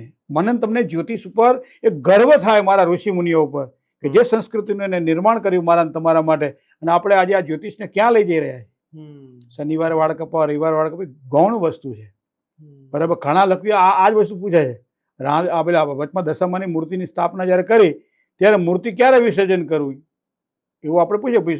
સૂર્યોદય પહેલા 45 મિનિટ કે 60 મિનિટ પહેલા તમે મૂર્તિ વિસર્જન કરી શકો. એક સામાન્ય લખ્યું પરોડીએ પધરાવી. તો મહારાજ એ સમય તો વીછુડો છે. વીછુડાને મૂર્તિ પધરાવાનું શું લેવા દે? અમને સમજાવો. પણ એક અંદર શરીરની અંદર એક મનની અંદર છે ને ઘર કરી ગયું છે. હું તમને એક વસ્તુ કહું, અહીંયા બુધ આવે, બરોબર, અહીંયા સૂર્ય આવે, અહીંયા આવે શનિ, અહીંયા આવે ગુરુ, અહીંયા શુક્ર આવે, અહીંયા આવે ચંદ્ર, એ બાજુ મંગળ આવે. આ એક સામાન્ય જનરલ નોલેજ. હસ્તરેખાનો ટોપિક થયો ને આ બી. બરાબર. જનરલ નોલેજ આવે. અંગૂઠાની અંદર કોઈ પણ સામુદ્રિક શાસ્ત્રના કોઈ પણ ગ્રંથની અંદર, હસ્તરેખાના કોઈ પણ કિરોથી માંડી કોઈ પણ ગ્રંથની અંદર અંગૂઠાની અંદર કશું પહેરવાનો ઉલ્લેખ કર્યો નથી. ગુરુનું રત્ન, શુક્રનું રત્ન અહીં પહેરી શકાય, શનિનું રત્ન અહીં પહેરી શકાય, સૂર્યનું રત્ન અહીં પહેરી શકાય, સાથે સાથે શુક્રનું પણ પહેરી શકાય. બરાબર. બુધનું રત્ન અહીં પહેરી શકાય. અહીંયા અને અહીંયા ઉચ્ચનો મંગળ ને નીચનો મંગળ, બે મંગળના રત્ન ધારણ કરી શકાય. ટચલી આંગળીમાં બુધની સાથે નીચે ચંદ્રનો પાડ હોવાના કારણે તમે બુધનું રત્નની સાથે સાથે ચંદ્રનું પહેરવું હોય તો પણ અહીંયા ટચલી આંગળીમાં પહેરી શકાય. આ ઉલ્લેખ છે. પણ આજકાલ મોટા ભાગની મહિલાઓના અંગૂઠાની અંદર તમને ચાંદીની રિંગ જોવા મળશે. પહેરવી જોઈએ કે ના પહેરવી જોઈએ? મળશે ને, જોવા મળશે. કોઈ કીધું એને? ના. તો સોશિયલ મીડિયા કે શુક્રને તમારે મજબૂત બનાવવો હોય, પતિને વશમાં રાખવો હોય અને પૈસા તમારી પાસે ઢગલો થાય એટલે આ ખેતર જ મારા નામનું નથી તો મારે વાવવું શું? કોઈ કે હા મફલક પાક પાકશે પણ ખેતર તો નથી મારી પાસે. હનુમાનજી મહારાજે દરરોજ પ્રસન્ન થવા માટે પ્રાર્થના કરતા એના ભક્તોને એક વખત એક ઝાપટ મારેલી. એવું એક આનંદપ્રદ વાત છે, તમને કહું, હાસ્યની વાત. રોજ પેલો કહેતો હતો મને લોટરી લગાડો, મને દરરોજ હાથ પડે ને હનુમાનજીને ચમેલીના તેલનો દીવો કરીને કે મને લોટરી લગાડો, મારે કરોડપતિ થવા, મને લોટરી લગાડો. હનુમાનજી એક વખત તો કંટાળ્યા હશે, જીતે હોય તે બહાર નીકળીને લાફો માર્યો. લાફો મારતી વખતે હનુમાનજી ખાલી એટલું બોલે હતા કે સારા ટિકિટ તો લે તું લોટરીની, રોજ તું મને કે લોટરી લગાડો, લોટરી લગાડો. એમ મારી પાસે સંપત્તિ આવશે ક્યાંથી? શુક્રથી આવશે. આ શુક્રનો પાઠ છે. તો શુક્ર મને સંપત્તિ આપશે, પણ એ સંપત્તિને મારે બ્રોડ ખુલ્લી રાખવી છે કે દબાવી દેવી છે? મને તમે એટલું સમજાવો, શુક્રવારે તમારી બેંકની અંદર 5 લાખ રૂપિયા પડ્યા, 5 કરોડ રૂપિયા પડ્યા, અને શનિવારે બપોર પછી તમારા ઘરમાંથી કોઈ બીમાર પડ્યું, હોસ્પિટલમાં દાખલ કરાવવો પડ્યો, અને હોસ્પિટલવાળાએ કીધું 50,000 પહેલાં જમા કરાવો. તમે શું કહેશો? મારી બેંકમાં 5 લાખ પડ્યા, એટલે રસીદ બતાવવાની, પાસબુક બતાવવાની કે એના હાથમાં રહેલો હેન્ડ કેશ બતાવવાનું? હાથમાં બતાવવાનું ને, બરાબર, પોતાના હાથમાં જ બતાવવાનું. પોતાના હાથમાં કઈ છે નહીં, બેંકમાં પડ્યું છે. જ્યાં સુધી સોમવાર ના આવે ત્યાં સુધી બેંક વાળો દે નહીં. મારી સંપત્તિ હોવા છતાં મને પ્રાપ્ત થાય નહીં. શુક્રનો પહાડ એવું સૂચવી રહ્યો છે કે આ મારી સંપત્તિ છે, અને ઉપરના ભાગની અંદર કોઈ પણ પ્રકારે હું એને રૂંધી રહ્યો છું, તો શનિવારે કે રવિવારે મારે પૈસાની જરૂર પડે તો બેંક મને આપે એમ નહીં. એ પ્રમાણે શુક્ર મારો મજબૂત બનાવો હોય તો એ પ્રમાણે મારે અહીં કરવું. તો મોટા ભાગના વ્રતો જોજો પેલા બહેનો કરતા, સાકરિયા સોમવાર હોય, ભાખરિયા સોમ, બધા કહેતા શું કામ? મનની પ્રસન્નતા માટે. બીજું, ભૂખ્યા રહેવાથી ભક્તિ થાય એવું નથી. ભૂખ્યા રહે તમારો આત્મવિશ્વાસ વધે કે હું ભૂખ્યા રહી શકું છું. તો આમ દેખીએ આપણે હાથના અંદર મુખ્ય 4 રેખા હોય: જીવન રેખા, હૃદય રેખા, ભાગ્ય રેખા અને મગજ રેખા જેવું હોય છે. આપણા જ હાથમાં ક્યાંક ને ક્યાંક આમાં એવી રેખાઓ છે કે આપણે ભવિષ્ય દેખી શકીએ અથવા વર્તમાનની કન્ડિશન દેખીએ. મેં તો એવું સાંભળ્યું છે કે કોઈક વાર તમારી જો કન્ડિશન હોય ને એ હિસાબથી તમારે હાથની રેખા બી બદલાતી હોય. તમારું શું કેવું છે? બદલાય છે. હા, એક વ્યક્તિને આઈ થિંક 1989માં જ્યારે ભણીને તૈયાર થયેલા ને બધું હજી ચાલુ જ હતું ત્યારે હસ્તરેખાના આધારે કે આ 3 રેખાઓ, આ 3 રેખા જે આવે ને, 1, 2 ને 3 રેખા, એના મૂળ આ સ્થાનની અંદર ભેગી થાય ત્યારે આ વ્યક્તિનું એક્સિડન્ટ થાય. આ એક રેખા જે સૌથી મોટી આવે છે તે, એથી પછી નીચે આ રેખા આવે તે, એના 3 રેખા, બરાબર, અહીંયા ભેગી થાય એટલે એને એક્સિડન્ટ થાય. આવું એક વાંચેલું, બિલકુલ પરફેક્ટ, એટલી ચોખ્ખી રેખાઓ હતી કે 3 રેખાઓ અહીંયા ભેગી થતી હતી. હવે એ સમય દરમિયાન એટલાસની સાયકલો નીકળેલી, અને એ સમયે વીમો આપતા. એટલાસની સાયકલને મારે હું ના ભૂલતો તો આજ 89ની આસપાસનો સમય હતો. એટલાસને કંપનીવાળા વીમો આપતા સાયકલનો. હવે એને આ ભાગની રેખા જોઈ લીધી મેં. પછી મેં એને એક અનુષ્ઠાન આપ્યું કે આ અનુષ્ઠાન તું કર, કારણ કે જો મૃત્યુના જડબામાંથી મહામૃત્યુંજય મંત્ર દ્વારા માર્કંડ ઋષિનું આયુષ્ય જો અખંડ થતું હોય તો એનાથી ભલે 50% કે 10% આપણને તો પરિણામ મળશે જ ને. અને એવા સમયે મેં એને, કારણ કે આ જે હસ્તરેખા શાસ્ત્રીઓ એ વર્ષની ગણના કરી શકે આના ઉપરથી કે કેટલા વર્ષે શું થશે, બરાબર છે. તો એ ગણનાના આધારે આ જોયું અને એક અનુષ્ઠાન આપ્યું, મંત્રનું અનુષ્ઠાન કર્યું. પછી મેં જોયું એક્સિડન્ટ થયો. એક જીપ ચાલતી હતી પેલી મહિન્દ્રાની, જીપની સાથે એક્સિડન્ટ થયો. સાયકલ એ નીચે જતી રહી, સાયકલ જીપની નીચે, અને એ કુદીન બોનેટ ઉપર આવી ગયો, બરાબર. સાયકલના ભૂકા થઈ ગયા, અને એ સમયે એટલાસનો વીમો એને મળેલો, એટલે સાહેબ વીમો પાકી ગયો. પછી એની જ્યારે રેખા મેં જોઈ તો આ રેખામાં જે 3 રેખા ભેગી થતી હતી એમાં એક રેખા તૂટી, કપાણી હતી અહીંયા. આ મારો પોતાનો નિજ અનુભવ. તમે તમારા કર્મ કરો. ઘણા નથી કહેતા ભાઈ, ઘણા કહેતા ભાઈ આમ બાંધી મુઠ્ઠી લઈને આવ્યા હતા એટલે જે ભાગ દબાણો ત્યાં રેખા થઈ, આવું ઘણા લોકો કહે. કવિઓ તો પાછા એની ઊંચે કે સફળતા જિંદગીની હસ્તરેખામાં નથી હોતી, ચણાયેલી ઇમારત જેમ નકશામાં નથી હોતી. તો નકશામાં જો ના હોય તો એન્જિનિયર મૂર્ખા છે. હા, પ્લાન બનાવે છે પહેલા, પછી બધું બનાવે છે. ઉપરવાળો તમારો પ્લાન બનાવીને મોકલે તમારી પાસે, હે અને એના કારણે તમે કીધું 3 જીવન રેખા તમારા ભાગ્યને ઘડનારી રેખા જેને કહી શકાય, એ ભાગ્યને ઘડનારી રેખા ક્યાંથી શરૂ થાય ને ક્યાં સુધી જાય છે? તમારી મસ્તક રેખા જેને કહી શકાય. તમે કેટલા બુદ્ધિવાન છો, કેટલા જ્ઞાનવાન છો, ક્યાં તમારી બુદ્ધિનો ઉપયોગ કરશો, તમે કેટલા લાગણીશીલ છો, બરાબર છે? તમારામાં ક્રોધ કેટલો હશે, તમારામાં સેલ્ફ કોન્ફિડન્સ લેવલ કેટલું હશે, તમારી અંદર કામ કરવાની શું પદ્ધતિ હશે, કયા વાણીથી શિથિલ હશો તમે, કર્મથી શિથિલ હશો તમે, આત્મવિશ્વાસ તમારો નહીં હોય, અથવા તો 5 માણસોની વચ્ચે બેસીને તમારી નામના કમાશો. તમારો ચંદ્ર કેટલો મજબૂત હશે, જેના કારણે તમે માનસિક શાંતિ અને સ્થિરતાથી કામ કરી શકશો. લોકોને ખબર ના પડે અને માણસ કામ કરીને નીકળી જાય, પછી ખબર ઓહો આટલું મોટું કામ કર્યું આને. આ ચંદ્રને તમે કેવી રીતે હાથમાં ઓળખશો? હવે તમે સામાન્ય રીતે વાસ્તુ જોઈએ એટલે 4 સ્તંભ અને 4 ખૂણા અને 4 દિશાઓ અને એની વચ્ચે 4 એના પેલા એટલે 8 કરીએ, 8 + 8 16 કરીએ, 16 + 16 32 કરીએ, બરાબર છે, 64 કરીએ. અલગ અલગ પ્રકારના વાસ્તુની આપણે પેલી જે. તો તમે જે કુંડલીની વાત કરી એના અંદર મારો એક ક્વેશ્ચન હતો, સળી સાથીથી લોકો છે ને ગભરાય છે. જો લગ્નના જોડા જો લગ્નની વાત કરવા જતા ને ત્યાં જો પુરોહિત કે બ્રાહ્મણ એમને કહે કે ભાઈ આ ભાઈને તો સળી સાથી ચાલી રહી, તેનું લગ્ન ના થાય બને. તો આ સળી સાથી પાછળનું શું છે? ખબર પડી જાય તને ભલી ભાતની, જ્યારે તારી માથે લાગે 7.5ની. આવો એક બહુ કારણ કે આને હું તમને કહું છું, ન્યાયનો દેવ છે શનિ. શનિ ન્યાયનો દેવ છે. બધા એમ છે કે દંડનો છે, દંડનો દેવ છે, ન્યાયનો દેવ છે.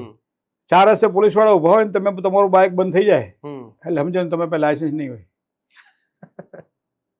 કારણ કે તમારી પાસે કંઈક ખૂટે છે. જીવનમાં જયારે સર્વૈયો કરવાનું થાય ને ત્યારે શનિ હંમેશા સાચાને સાચું ને ખરાબને ખરાબ આપતો હોય છે. અને એટલા માટે શનિની પીડા વધારે કષ્ટદાયક માનવામાં આવે છે.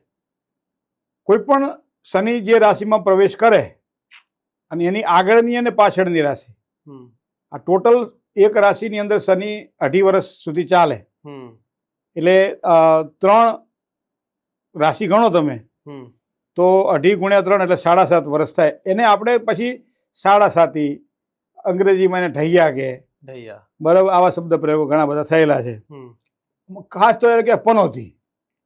હા, એ બહુ ટેગ લાગે. પનોતી શબ્દ છે ને, એટલે ઘણી વખત તમે જોજો કોઈ માણસ ખરાબ દેખાતો હોય કે હાલો પનોતી છે, એ આવે પછી મારું બધું ઊંધું થાય છે.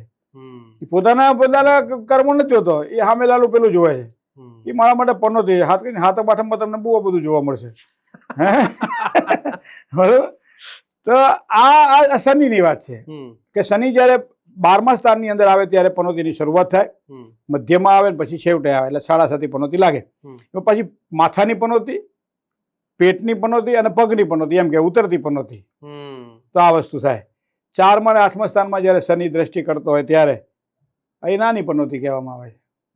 એટલે આ પનોતીના વસ્તુસ્થિતિ આ છે કે પનોતી પીડાદાયક છે, પણ કોના માટે? ડાયાબિટીસનો દર્દી ખાંડ ખાઈને પછી કે કડતર થાય છે, પગના તળિયા બળે છે, ડૉક્ટરે આપેલી દવા પણ કામ લાગતી નથી, પણ તો ખાંડ ખાવાનું બંધ કર ને. એટલે શનિથી બહુ ડરવાની જરૂર નથી. મહાદેવજીની ઉપાસના જે વ્યક્તિ કરતો હોય ને એને શનિથી ડરવાની જરૂર નથી. બીજી વસ્તુ સૌથી વધારે જેને કહેવાય ને કે મારા છોકરાને પનોતી છે એવું માં કહેતી હોય, મારી પત્નીને પનોતી છે એવું પતિ કહેતો હોય. હું તમને એક વસ્તુ કહું, પહેલાં મેં સાંભળેલું છે કે બાપા જીવતા હોય ત્યાં છોકરાને પનોતી ના લાગે. તો વહુને ક્યાંથી લાગે, છોકરાઓને ક્યાંથી લાગે, એના છોકરાને ક્યાંથી લાગે? બરાબર. અને છતાંય માનો પનોતીનો કાળ છે અને પનોતી તમને પીડાદાયક લાગી રહી છે મનથી કે પનોતી પીડાદાયક છે, તો શનિના એક 10 નામ છે.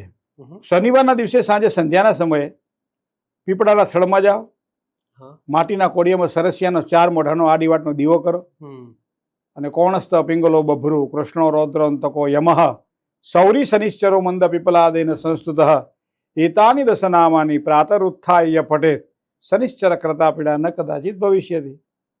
આ સ્તોત્ર 10 જે બનાવેલું છે.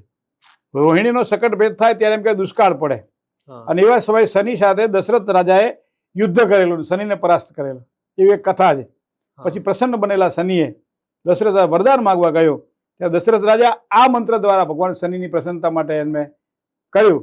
પછી કીધું કે આ મંત્ર જે કોઈ બોલશે એટલે તમારી પીડા એને નહીં લાગે. બરાબર. તો એનો મતલબ એવો થાય કદાચ તમને એવું લાગતું એક શનિની પીડા વધારે પીડાદાયક બની રહી છે તો આ સમયે આ કરીને નમસ્તે કોણ, બીજો એક પણ નમસ્તે કોણ સંસ્થાય પિંગલાય નમોસ્તુતે, નમસ્તે બભ્રુરૂપાય કૃષ્ણાય ચ નમસ્તે, નમસ્તે રૌદ્ર દેહાય, નમસ્તે ચાંદકાય. આવો પણ એક મંત્ર છે. બસ કશું ના આવે તો ઓમ સમ શનેશ્ચરાય નમઃ. 11 માળા કરી દો, પીપળાની પ્રદક્ષિણા કરો. પીપળાને કહેવાનું શનિ મહારાજની કોઈ પણ પ્રકારની પીડા હોય, પીપળે પિતૃઓનો વાસ છે. સાયંકાળે પિતૃઓનો સાથે સાથે સવારમાં તમે પૂજા કરો તો એમ કે પીપળે ભગવાન વિષ્ણુનો વાસ છે, લક્ષ્મીજીનો વાસ છે. ઘણા બધા એમ કે રાત્રે તમે પૂજા કરો ને તો લક્ષ્મીની બહેન છે, નામ નથી દેવું આપણે, પણ એનો વાસ છે, જે ધનોત્પન્ન કરે. આ ઘણા બધી જેટલા મોટા એટલી વાતો છે. મૂળ વસ્તુ આ છે કે શનિની પીડામાં ડરવાની જરૂર નથી. શિવનું શરણ લઈ લ્યો, શનિ મહારાજનું શરણ લે, હનુમાનજીનું શરણ લઈ લ્યો. હનુમાનજી માટે એમ કે દર શનિવારે ચમેલીનું તેલ સિંદૂરમાં મેળવીને હનુમાનજી મહારાજને તમે સરસ મજાનો લેપ કરી આવો, ચાંદલો કરો, અને પછી સહેજ મળી દો એટલે ભાખરી હોય ને, ભાખરીને બહુ કડક શેકવામાં આવે અને પછી એનો ભૂકો કરી નાખવામાં આવે. એની અંદર કાળો ગોળ, ઓરિજિનલ ગોળ કહે ને, એ નાખવામાં આવે અને પછી એ હનુમાનજીને તમે ધરાવી દો તમે, તો એમ કહે છે પનોતીમાંથી મુક્તિ મળે. હનુમંતે નમઃ, રુદ્રાત્મકાય હુંફટ, બહુ હનુમાનજીનો પરમ અને પવિત્ર મંત્ર છે. ઓમ હમ હનુમંતે નમઃ. દેવું વધી ગયું પનોતીના કારણે તો હરિ મરકટ મરકટ મરકટાય સ્વાહા. શત્રુઓ પીડા આપતા હોય, ટેન્શન હોય, રાજકારણની અંદર જીત જોઈતી હોય, ધંધાની અંદર કોઈ કોમ્પિટિશન હરીફાઈ હોય, સામેલો વ્યક્તિ બહુ તમારા નુકસાન કરતો હોય અને વારંવાર પરેશાન કરતો હોય, ત્યારે હનુમત વડવાનલ સ્તોત્રનો તમે પાઠ કરો તો સારી સફળતા મળે.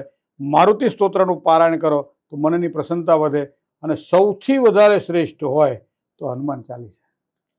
એક હનુમાન ચાલીસાથી અષ્ટ સિદ્ધિ નવનિધિ કે દાતા, અસબર દીન જાનકી માતા, બધું ત્યાં તમને મળે. રોગ શોક દુઃખ દરિદ્રતા બધા ભાગીને ભોગો કરી નાખે હનુમાન ચાલીસા. કારણ કે ભગવાન સ્વયં શિવે અહીંયા હાજરી ભરી છે. ભગવાન શિવે હસ્તાક્ષર કર્યા છે કે આ હું તમને પ્રમાણ આપું છું કે હનુમાન ચાલીસાનો પાઠ કરે ને એટલે જીવનમાં ક્યાંય કોઈ પીડા નહીં થાય.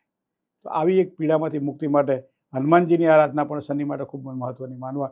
ઘણા સુંદરકાંડનો પાઠ કરે છે, પણ પાઠ બહુ લાંબો પડે, 2-2.5 કલાકનો પાઠ થાય, 10 મિનિટથી વધારે માણસ બેઠો ના હોય અને પીડાના કારણે કંઈ સારું થાય એવી વાત, પણ ધ્યાન ના હોય ને તો એ પાછું મંત્ર તંત્ર જબ બધું નકામો છે. શ્રદ્ધાવાન લપતે જ્ઞાન. શ્રદ્ધાથી તમારું કર્મ હંમેશા શુદ્ધ થાય છે. બરાબર. કોઈ પણ વાસણને ઉટકવાનું હોય ને તો એક વખત પાણીમાં નાખી દઈએ તો ના ઉટકાય. એની અંદર બધું જ નાખવું પડતું હોય, ચોળવું પડતું હોય, ઘસવું પડતું હોય, પાછું 2-3 પાણીએ ધોવું પડતું હોય. ત્યારે વાહન જો ચોખ્ખું થવા માટે આ પ્રક્રિયા હોય તો મનને ચોખ્ખા કરવા માટે કેટલી પ્રક્રિયા હોય. પણ આ યાદરશી ભાવના યશ્યમ સિદ્ધિર ભાવ, યાદરશી શ્રદ્ધા ભક્તિ પ્રમાણે બધું આ કરી શકાય. બહુ સરસ. તમારી આજે આ જે ઉપાયો છે મારા બહુ કામ લાગશે. તો ગુરુજી, વિદ્યાર્થીઓને ક્યાંક ને ક્યાંક આ વર્ષ છે એના માટે બહુ સફળતા બની રહ્યું છે. આમ દેખાવ તો એમના પારિવારિક જીવન પર બી બહુ ઇફેક્ટ પડતા હોય, અને હાલની તારીખમાં આ વર્ષ એમ દેખાય છે ને તો કપલો માટે બી એક અભિશાપ બની ગયેલો છે. જ્યાં હોય ત્યાં બ્રેકઅપ, ડાયવોર્સ, આ બધા ટોપિકો હોય. પણ સૌથી પહેલાં વિદ્યાર્થીઓ માટે આમાં શું કરી શકાય? વિદ્યાર્થીઓને સારી અભ્યાસ માટે મા બાપે સતર્ક રહેવું પડે કે મારો વિદ્યાર્થી કઈ લાઈનમાં જશે. તો કુંડળીના આધારે જોઈ શકાય છે કે વિદ્યાર્થી આ લાઈનમાં જાય તેને સફળતા મળે. એનાથી વિરુદ્ધ લાઈન તમે પકડાવો તો વિદ્યાર્થી ક્યાંક ને ક્યાંક અટવાય. એ મા બાપ પહેલા તો આ વસ્તુને ધ્યાનમાં રાખવી પડશે. જન્મકુંડલીમાં 5મું સ્થાન એ 12મા ધોરણ સુધીની વિદ્યા છે.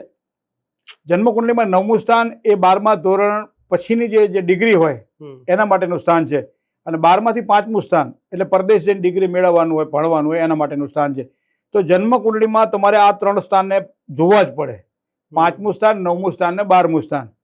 હવે 5મા સ્થાનમાં કોઈ ગ્રહ ખરાબ પડ્યો હોય ને બાળક વિદ્યાર્થી અભ્યાસ માટે બેસતો નથી, ભણતો નથી, મા બાપનું કયું કરતો નથી, ગુસ્સો કરે છે, મા બાપનું સાંભળતો નથી, નાનું બાળક હોવા છતાં બધું નથી કહેતા, હાથમાં આવેલું બધું પછાડે, 5 માણસોની વચ્ચે અવ્યવસ્થા ઊભી કરે અને આમાં બધાનું અપમાન કરી નાખે. તો 5મા સ્થાનનો અધિપતિ જે ગ્રહ પડ્યો હોય, જે ગ્રહ અધિપતિ હોય એ ગ્રહનું રત્ન ચાંદીમાં મઢાવી અને 4 મુખી રુદ્રાક્ષ સાથે એ ગળામાં ધારણ કરે તો એને અભ્યાસમાં સારી સફળતા મળે. 12મા ધોરણ પછી જ્યારે ડિગ્રી મેળવવાની હોય ત્યારે અભ્યાસની અંદર સારી સફળતા ન મળતી હોય, ક્યાંક ને ક્યાંક રૂકાવટો આવતી હોય, ત્યારે એ 9મા સ્થાનનો જે સ્વામી ગ્રહ હોય એ સ્વામી ગ્રહનું રત્ન કુંડળીનું એ ધારણ કરે તો એને અભ્યાસમાં સારી સફળતા મળે. પરદેશ જશે કે કેમ ભાગ્યના આધારે ભણવા માટે અથવા તો ફ્યુચરમાં પોતાના કરિયરને બ્રાઇટ બનાવવા માટે, તો ભાગ્ય સ્થાનનો માલિક એટલે 9મા સ્થાનનો માલિક જો 12મા સ્થાનમાં હોય તો આ વ્યક્તિ પરદેશ જઈ અને સારું ભણે ભણે. અને ત્યાં જ સ્થિર થાય. હમ. ભાગ્યસ્થાનનો માલિક જો ત્રીજા સ્થાનમાં હશે તો આવા સમયે આ વ્યક્તિ કદાચ ભણવા માટે જશે તો વધારે રોકાઈ શકશે નહીં. આમ તો ભાગ્યસ્થાનનો માલિક 8મા સ્થાનમાં 11મા સ્થાનમાં અલગ અલગ પ્રકારે જોવા મળે છે, પણ આ વસ્તુ ખાસ. પણ જ્યારે પણ તમને ત્રુટિ દેખાતી હોય કે પરદેશ જવું છે, અભ્યાસમાં સફળતા નથી મળતી, વિઝા નથી મળતા અને તકલીફો રહ્યા કરે છે, તો મંગળવારના દિવસે 108 અથવા 1008 નાના નાના સુપારી જેવડા લાડુ બનાવવામાં આવે. એની સાથે સાથે 1008 108 જે પ્રમાણે લાડુ છે એની માત્રામાં ધરો લેવામાં આવે અને એની સાથે કોઈ પણ બીજી ઘણી વસ્તુ ઉમેરો, ચાહે ચોકલેટ કે કઈ પણ વસ્તુ. આ 3 વસ્તુ ભેગી કરી અને પંડિતોના સાનિધ્યની અંદર ભગવાન ગણપતિને, જેને ગણેશાર્ચન કહેવામાં આવે, તો ગણેશાર્ચન કરે અને ભગવાન ગણપતિ, કારણ કે આમાં ગણપતિ દાદાની કૃપા જો થાય ને તો દરેક પ્રકારના વિઘ્નો દૂર થાય. બરાબર, દરેક પ્રકારના વિઘ્નો દૂર થાય. તો આ વિઘ્ન છે, મને પરિણામ નથી મળતું, તો આવા સમયે કદાચ ગણપતિ દાદાની આ રીતે પૂજા કરે તો ખૂબ જ સારી સફળતાની પ્રાપ્તિ થાય. મંગળવારના દિવસે ભગવાન ગણપતિને ધરો ચડાવે, લાલ બુંદીનો પ્રસાદ ચડાવે, ગોળ ચડાવે, ઘઉં ચડાવે તો પણ એમ કહે છે કે સારી સફળતાની પ્રાપ્તિ થાય. તો ગણપતિની પૂજા ખૂબ વિશેષ કરીને ફળદાયી બનતી હોય છે. બુધ જ્યારે નબળો પડતો, વાણીની અંદર જ્યારે હકલાતો હોય, બોલી શકતો ના હોય, બોલવા ચાહે છતાં ઈચ્છે છતાં બોલી ન શકતો હોય, તો એવા સમયે 6 મુખી રુદ્રાક્ષ એને ખૂબ જ સારો લાભ કરાવડાવે. 6 મુખી રુદ્રાક્ષ ધારણ કરે તો એને દરેક રાશિ પ્રમાણે પણ રુદ્રાક્ષ હોય છે, પણ આ ખાસ કરીને એવા વ્યક્તિઓ માટે જેને ખાસ પર્ટિક્યુલર એના માટે જોઈએ છે. મંગળની પીડા હોય તો એમ કહેવાય છે કે ભાઈ 8 મુખી રુદ્રાક્ષ ધારણ કરે. શનિની પીડા હોય તો શનિની પીડા હોય તો 8 મુખી રુદ્રાક્ષ ધારણ કરે. મંગળની પીડા હોય તો 9 મુખી રુદ્રાક્ષ ધારણ કરે. શિવ શંકર સાથે જેને કહેવાય, ગૌરી શંકર જેને કહેવામાં છે, કોઈ પણ નાના બાળક હોય અથવા તો વૃદ્ધ હોય, મોટો હોય, નાનો હોય, દરેક વ્યક્તિ કાં તો એક મુખી અથવા તો ગૌરી શંકર રુદ્રાક્ષ ધારણ કરે તો કોઈ પણ પ્રકારના એવા પ્રસંગો, કામો હોય કે જેમાં અવરોધ આવતા હોય તો એમાં ભગવાનની કૃપા થાય અને એને સારી સફળતાની પ્રાપ્તિ થાય. પણ ખાસ કરી વિદ્યા અભ્યાસ માટે 4થું સ્થાન અને ચોથો એટલે 4 મુખવાળો અને 6 મુખવાળો રુદ્રાક્ષ જો એ પહેરે તો એને ધંધામાં સફળતા મળે. તમે બ્રેકઅપની વાત બહુ સરસ કરી. બ્રેકઅપ થાય તો ન થાય તેના માટે શું કરવું? 2 મંત્ર ચંડીપાઠમાંથી લેવાના. લગ્નમાં વિલંબ થતા હોય ત્યારે પણ અથવા તો દાંપત્ય જીવનમાં સુખાકારીમાં વિઘ્નો આવતા હોય ત્યારે પણ પુરુષ માટે જો કદાચ આ પ્રશ્ન હોય, પુરુષ માટે તો પત્ની મનોરમામ દેહી મનોવૃત્તાનુસારિણી તારિણીમ દુર્ગ સંસાર સાગરસ્ય કુલોદ્ભવામ. આ ચંડીપાઠનો બહુ સરસ મંત્ર છે કે મને પત્ની મનોરમામ મળે, દેહી મને આપો. બરાબર. સ્ત્રી માટે જ્યારે બ્રેકઅપ થતું હોય, સામેનો વ્યક્તિ પોતાને સમજતો ન હોય અને કારણ વગરના ક્લેશ ઉત્પન્ન કરતો હોય, એક વાતથી બીજી, બીજામાં ત્રીજી, આ હા કરીને પછી પરિણામ ના આપતો હોય, આવું બધું બને ને, તો આ દેહી સૌભાગ્યમ આરોગ્યમ દેહી મેં પરમમ સુખમ રૂપમ દેહી જયમ દેહી યશો દેહી દ્વિષો જહી. કોઈ પણ પ્રકારની બાધાઓ, કોઈ પણ પ્રકારના ટેન્શનો, ધંધાની હોય, પરિવારની હોય, માંદગીની હોય, સંપત્તિની બાબતની હોય, કોર્ટ કચેરીની બાબતની હોય, કાવા દાવાની બાબતની હોય, કોમ્પિટિશનની અંદર હરીફાઈમાં નબળા પડતા હોઈએ ત્યારે ચંડીપાઠનો એક મંત્ર છે, સર્વા બાધા વિનિર્મુક્તો ધન ધાન્ય સુતાન્વિત મનુષ્યો મત પ્રસાદેન ભવિષ્યતિ ન સંશય. અને છેવટે શરણાગત દીનાર્ત્ર પરિત્રાણ પરાયણે સર્વસ્યાતિ હરે દેવી નારાયણી નમસ્તે. કારણ કે શરીરમાં ઉર્જા હશે ને તો બધું થશે. માટે યા દેવી સર્વભૂતેષુ કાલી રૂપેણ સંસ્થિત અથવા શક્તિ રૂપેણ સંસ્થિતા. બરાબર, તો શક્તિ હશે તો બધું હશે, પણ શક્તિ નકરી શું કરવાની? બુદ્ધિ ના હોય તો યા દેવી સર્વભૂતેષુ બુદ્ધિ રૂપેણ સંસ્થિતા નમસ્તસ્યે નમસ્તસ્યે નમસ્તસ્યે નમો નમઃ. હવે શક્તિ એ છે, બુદ્ધિ એ છે, પણ પૈસા નથી, શું કરવાનું? કોકડતા નોકરી થાય, સારો એવો 6 ફૂટ ઊંચો હોય, જાડો હોય, પહેલવાન જેવો દેખાતો હોય, પણ જો બુદ્ધિ એની પાસે હોય અને શક્તિ એની પાસે, પૈસા ના હોય તો કોઈ થતા સિક્યુરિટી તરીકે નોકરી કરવી પડે. બરાબર ને? તો યા દેવી સર્વભૂતેષુ લક્ષ્મી રૂપેણ સંસ્થિતા. પછી નમસ્તસ્યે નમસ્તસ્યે નમસ્તસ્યે નમો નમઃ. આ 3 શક્તિ ભેગી કરો. એમ એટલે મહાકાલી, રીમ એટલે મહાલક્ષ્મી અને ક્લીમ એટલે મહાસરસ્વતી, જ્યાં શાંતિ પ્રદાન કરે છે. તો યા દેવી સર્વભૂતેષુ શાંતિ રૂપેણ સંસ્થિતા નમસ્તસ્યે નમસ્તસ્યે નમસ્તસ્યે નમો નમઃ. અને માટે માં ચામુંડાનો બીજ મંત્ર આવ્યો, એમ રીમ ક્લીમ ચામુંડાય વિચ્ચે. ઘણા વિચ્ચે પછી નમો શબ્દ વાપરે. વિચ્ચે એટલે નમો થાય. વિચ્ચે. બરાબર. ઓમ ઓમ શબ્દ પ્રયોગ ગમે ત્યાં ના થાય, રીમ શબ્દ ગમે ત્યાં થાય. અમુક વ્યક્તિઓથી ઓમ શબ્દનો પ્રયોગ ના થાય, રીમ. બરાબર. તો આ પ્રમાણે ચામુંડા વિચ્ચે. ઘણા નથી આવડતું વચ્ચે કે ચામુંડા વચ્ચે, એમ આ બધાની વચ્ચે ચામુંડા એમ.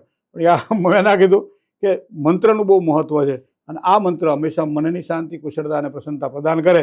ગણપતિની પૂજા કરવાથી સારા ફળની પ્રાપ્તિ થાય. હનુમાનજી તો કળિયુગની અંદર એમ કહે છે કલો ચંડી વિનાયકો. કળિયુગની અંદર ચંડી એટલે માતાજી અને વિનાયક એટલે ગણપતિ. શીઘ્ર ફળ આપે. કોઈ પણ શીઘ્ર ફળ જોતું હોય ને તો કાં ગણપતિની પૂજા કરવી અને કાં કુળદેવીની પૂજા કરવી. કઠિન પ્રશ્નો હોય, સંઘર્ષમય પ્રશ્નો હોય, હનુમાનજીની પૂજા કરવી. સંતાનોની સારી સુખાકારી જોઈતી હોય, ભગવાન વિષ્ણુની પૂજા કરવી જોઈએ. સ્વાસ્થ્ય સારું જોતું હોય, મહાદેવજીની પૂજા કરવી જોઈએ. લક્ષ્મીની પ્રાપ્તિની જ્યારે જરૂર હોય ત્યારે શ્રીયંત્રની પૂજા કરવી જોઈએ. બરાબર, કુબેર યંત્રની પૂજા કરવી જોઈએ. ખાસ કરી દાંપત્ય જીવનમાં ગૃહિણીઓ દરેક ઘરની અંદર સ્ફટિકનું શિવલિંગ લાવે. અને શિવલિંગ કેવડું હોવું જોઈએ? અંગૂઠાના માપનું અથવા અંગૂઠાથી નાનું. બરાબર, આટલું શિવલિંગ લાવે અને સરસ મજાના પીળા કોઈ પણ ઓલા વાસણની અંદર એટલે પિત્તળની અંદર ની સ્થાપના કરે અને દર શુક્રવારે ડાબા હાથમાં થોડાક ચોખા લે, હળદરવાળા કરે અને શ્રી સૂક્તની 16 રૂચાઓ આવે.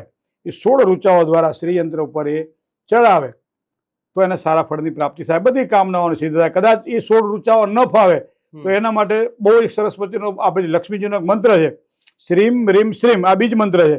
કમલે કમલાલય પ્રસિદ્ધ પ્રસિદ્ધ શ્રીમ રીમ શ્રીમ મહાલક્ષ્મીએ નમઃ. એક વખત ચડાવે, 108 વખત ચડાવે. ઘરની અંદર કોઈ દિવસ કોઈ તકલીફ આવે જ નહીં. કારણ કે જ્યાં ભગવાન સ્વયં બેઠા હોય, જ્યાં સ્વયં માતાજી બેઠા હોય, જ્યાં આપણા ઈષ્ટદેવ બેઠા હોય, ત્યાં વળી તકલીફ ક્યાંથી હોય? દીવો આવે, પ્રકાશ આવે એટલે અંધકાર આપોઆપ જતો રહે. એને કેવું ના પડે તું જા. માતાજીની દેવોની પૂજા કરીએ એટલે હંમેશા પરિણામ આપણને સારા મળે.